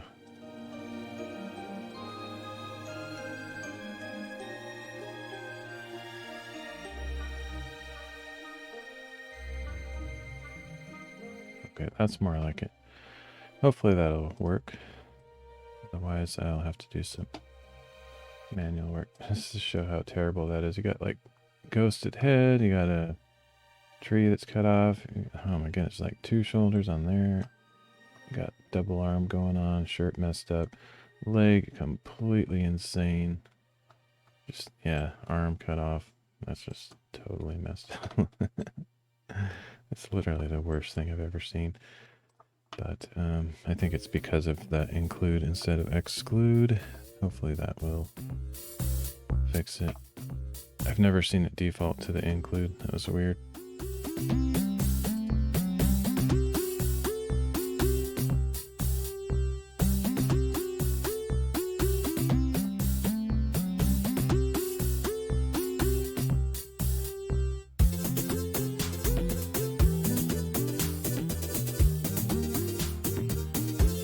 Okay.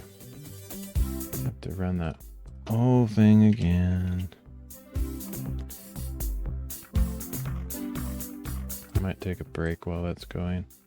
Hopefully I don't fall asleep and forget to end my stream or something, but this will take a bit, so I'll be... let me see. Layers, build layers. Okay, I'm gonna do that. I might give me a better chance here. Alright, I'll be back in a few minutes.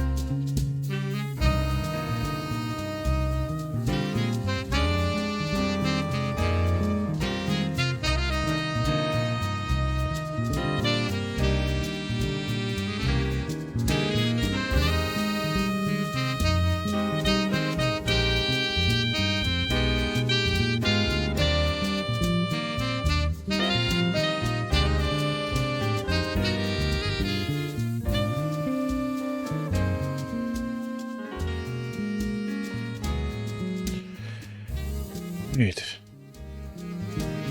Still not done, but I am back. Almost 2 hours streaming so far.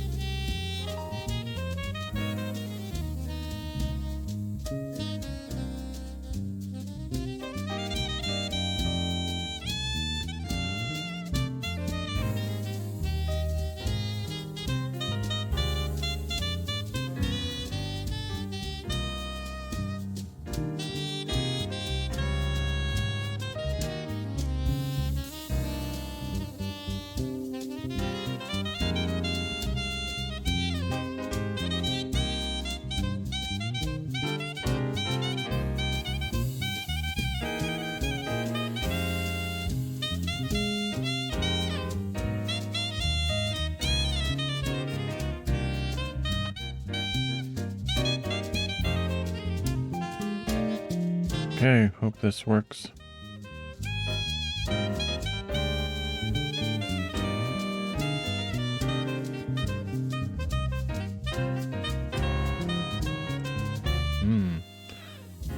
First glance, it looks great.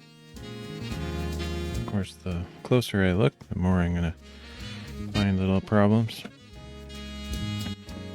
Which always begs the question, should I even go there? But yeah, I should.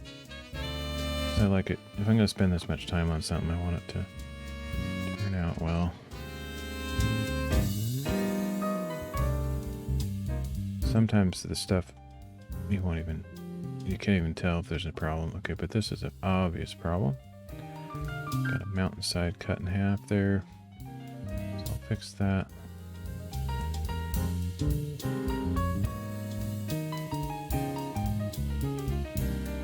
Got another issue right there.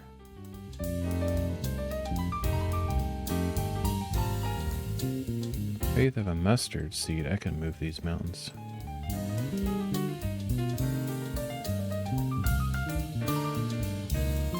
The size of a mustard seed, I guess, is more accurate. I don't know. Okay, so looks like it's just those two issues.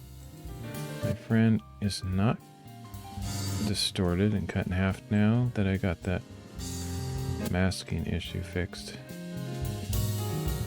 There could be trees with some little issues here and there, but like I'd have to really hunt for them. Like this, for example. Is that a double? It's like a duplication. Why would it do that? That is obviously a duplication.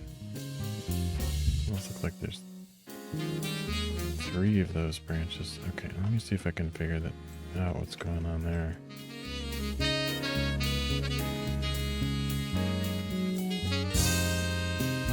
Do I really care? I don't know.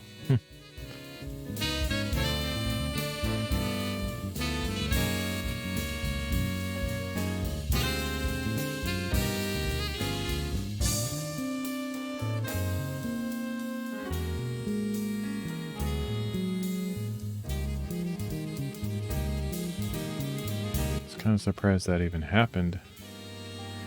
Usually that kind of weird stuff only happens with distant things, and nearby parallax issues. And that tree is not particularly close to the camera, so I'm kind of surprised.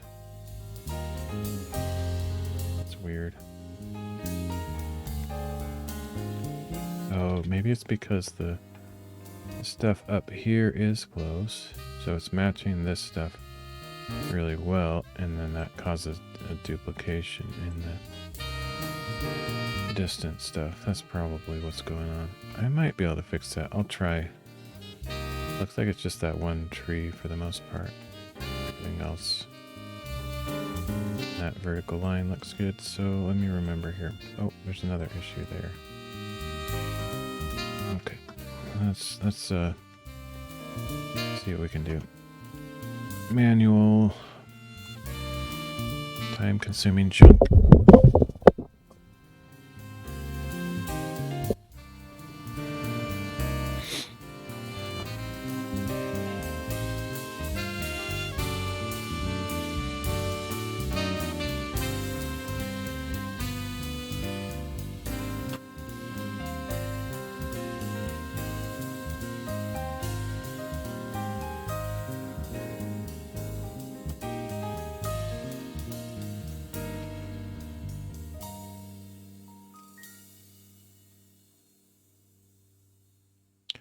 Oh, wait a minute.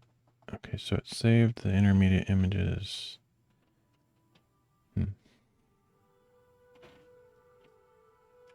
Might be able to use that to my advantage for that tree in particular.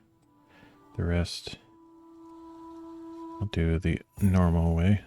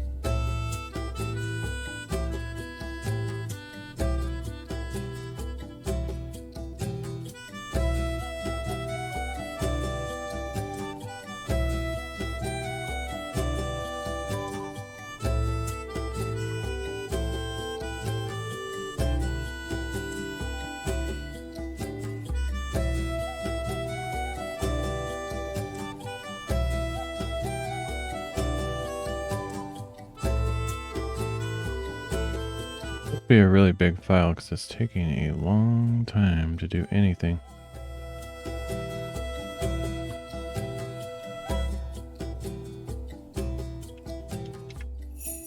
About a gigabyte. Nothing out of the ordinary. I think streaming with these big files though really tasks my computer more than if I was just doing it without streaming. That's my guess anyway.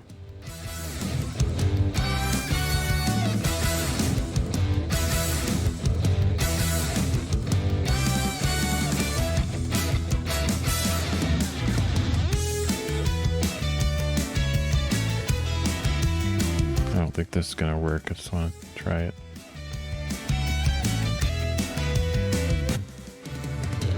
Not terrible.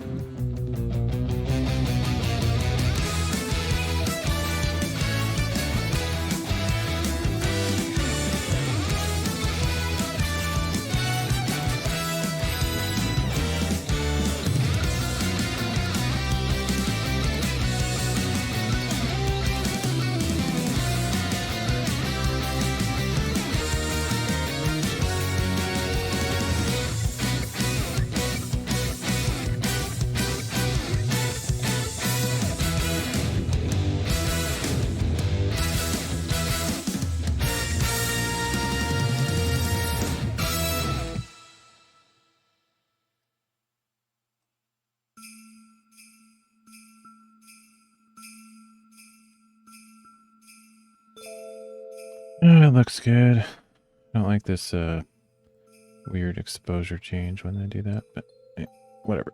There's like this cloudy mud stuff in the sky over here. Might just have to live with that because that's kind of behind a lot of that area for some reason.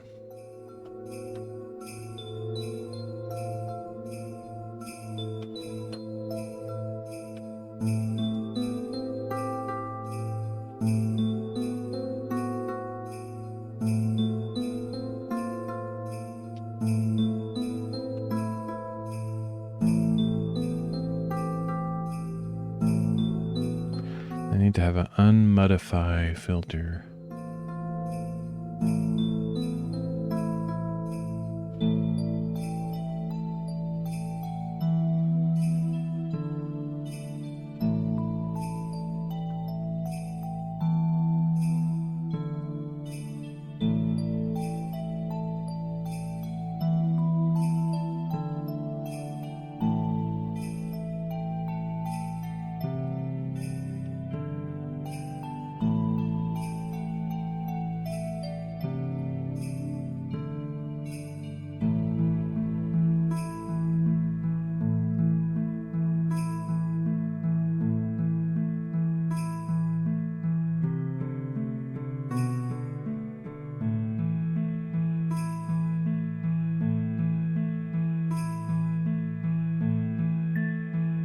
It's like massive mud right there. Right there in the sky. It's like a big old dust cloud. That just tends to happen in these panorama stitches. I don't really know. I mean, I kind of know why. It's like trying to erase a duplicate tree, which is pretty impressive that it even tries, but it's never going to turn out good when it's doing that kind of crap. Okay. This one should be a relatively easy fix.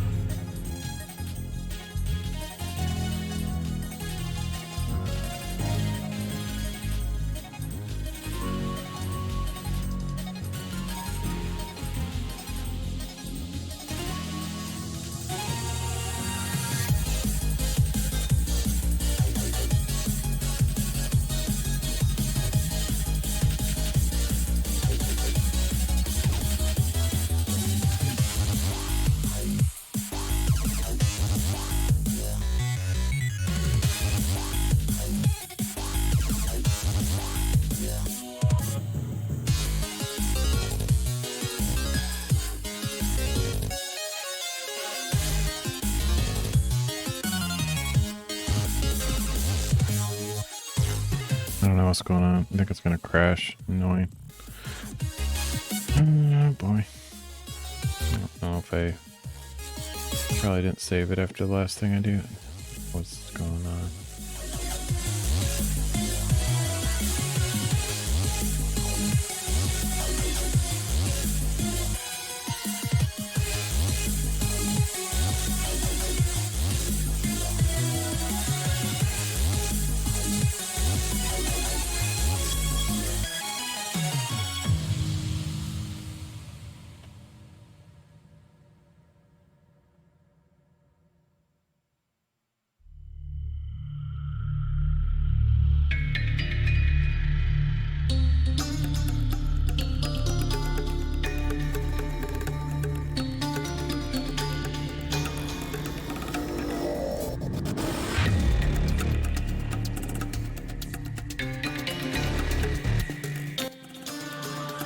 Come on, hurry up. Boop-a-doop-a-doop-a-doo.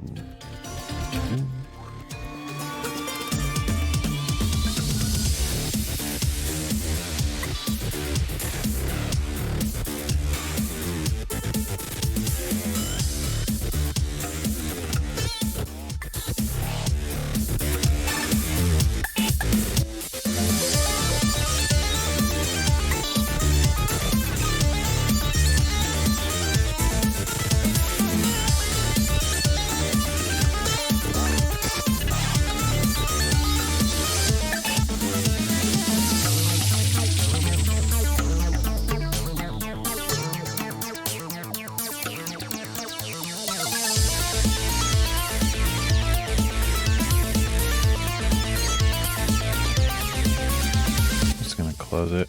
Just feels, may not be crashing. I think it probably is, but like it's just so crazy clunky slow. I need to give it a new start, fresh start. See if that helps. I don't know what the deal is. I don't feel like Affinity Photo is overly crash prone, but I sure make it crash prone by what I'm doing.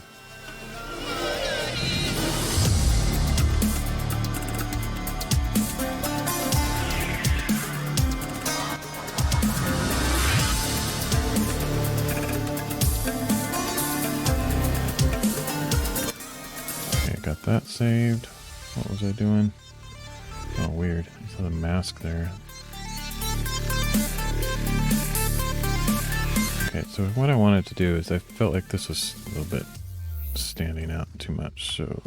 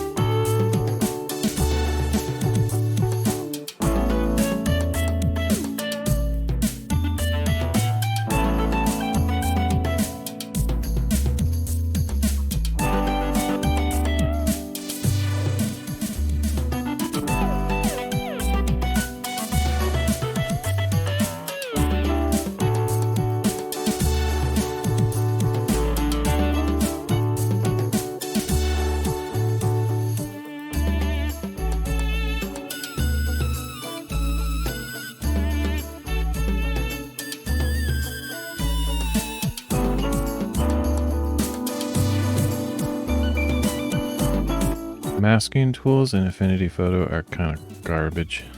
That's one thing that I feel like it lacks massively. I don't like it.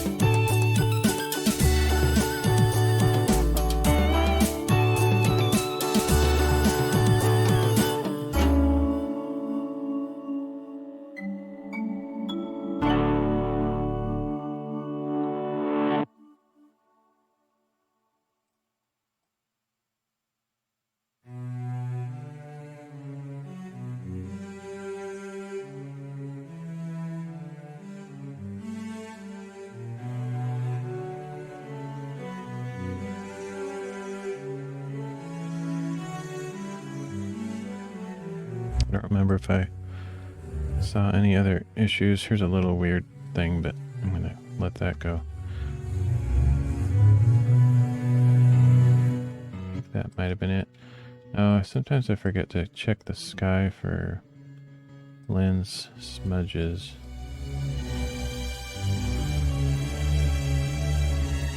Oh, here's a weird thing.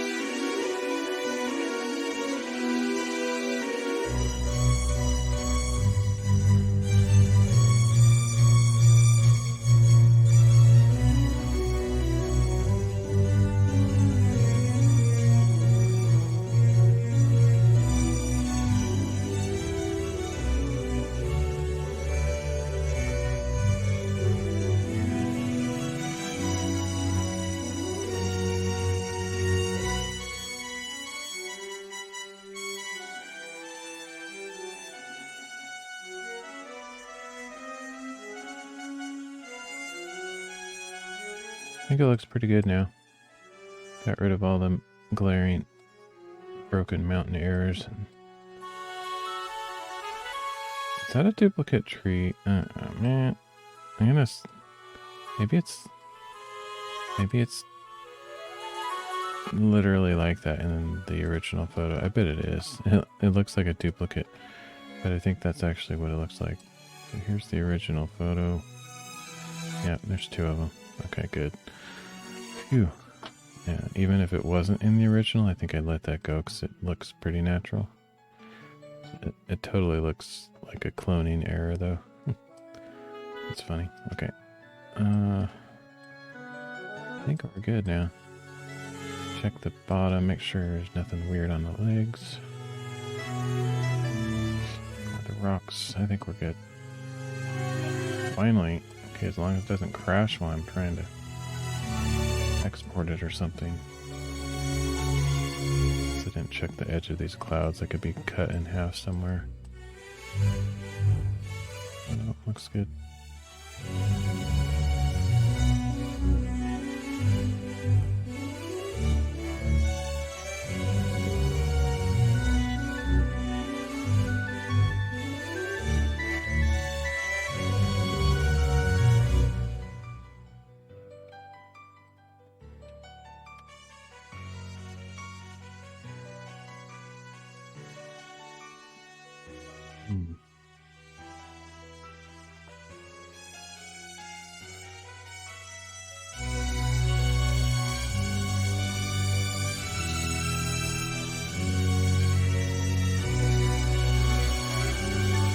Maybe could have chosen a different kind of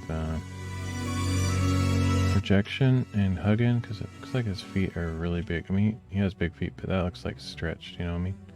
Distorted, but it's fine. It doesn't look bad or anything. And at this point, I just want to be done with this one. I think it's fine.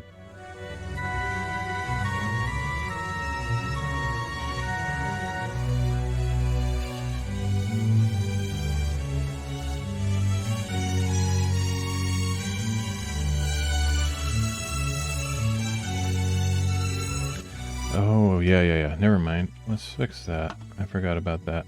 Let me see if I can save this. There's that duplicate tree on the right-hand side that I said I was going to maybe try as well, just for fun. I think I can figure out how to do that. A little bit tricky, but it does kind of stand out if you know what to look for.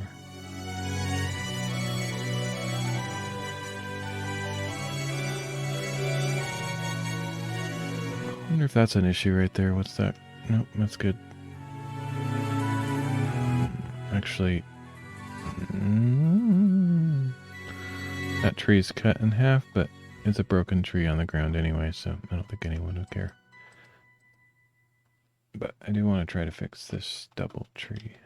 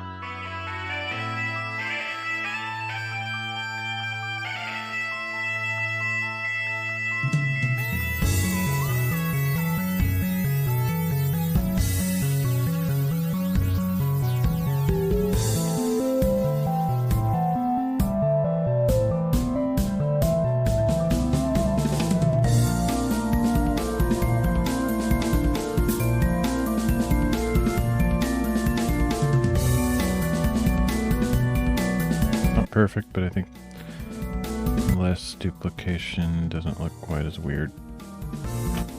Still a little bit strange, but I think it's fine.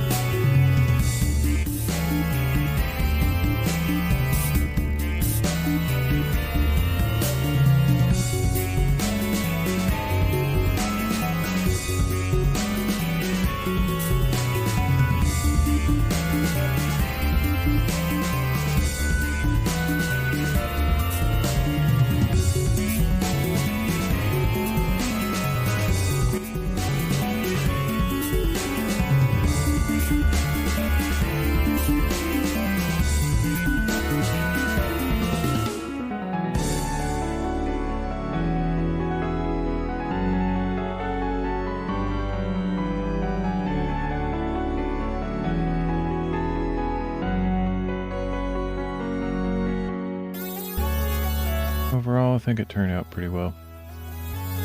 Pretty good. Oh, that's a weird... I didn't even notice how weird that tree is down there. It's like white bark. I don't know what that is. Different from all the other trees, that's for sure.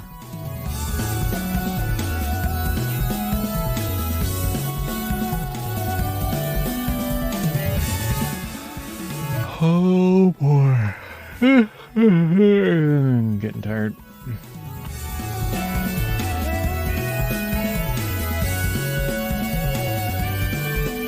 Well, the only other thing I need to do is copy the EXIF information from one of the components to the final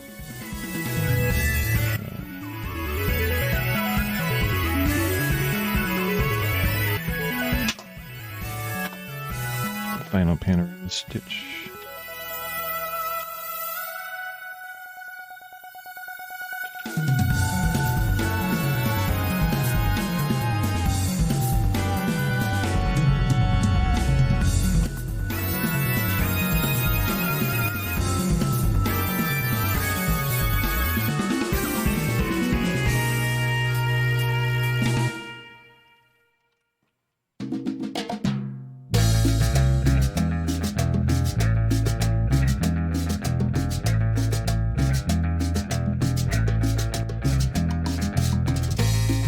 Okay, now we're good.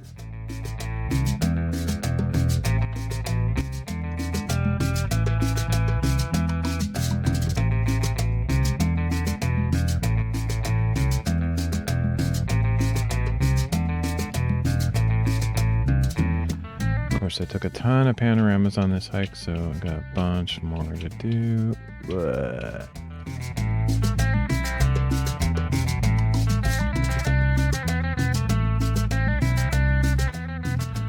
But I'll save that for another stream. I think I'm done for now. Didn't get much done. 7 images. Oh well, 7's a nice number. Alrighty, I will head out. Catch y'all later. Have a good week. Rest of your week, whatever. What is it, Tuesday? I don't know. Anyway, see you around.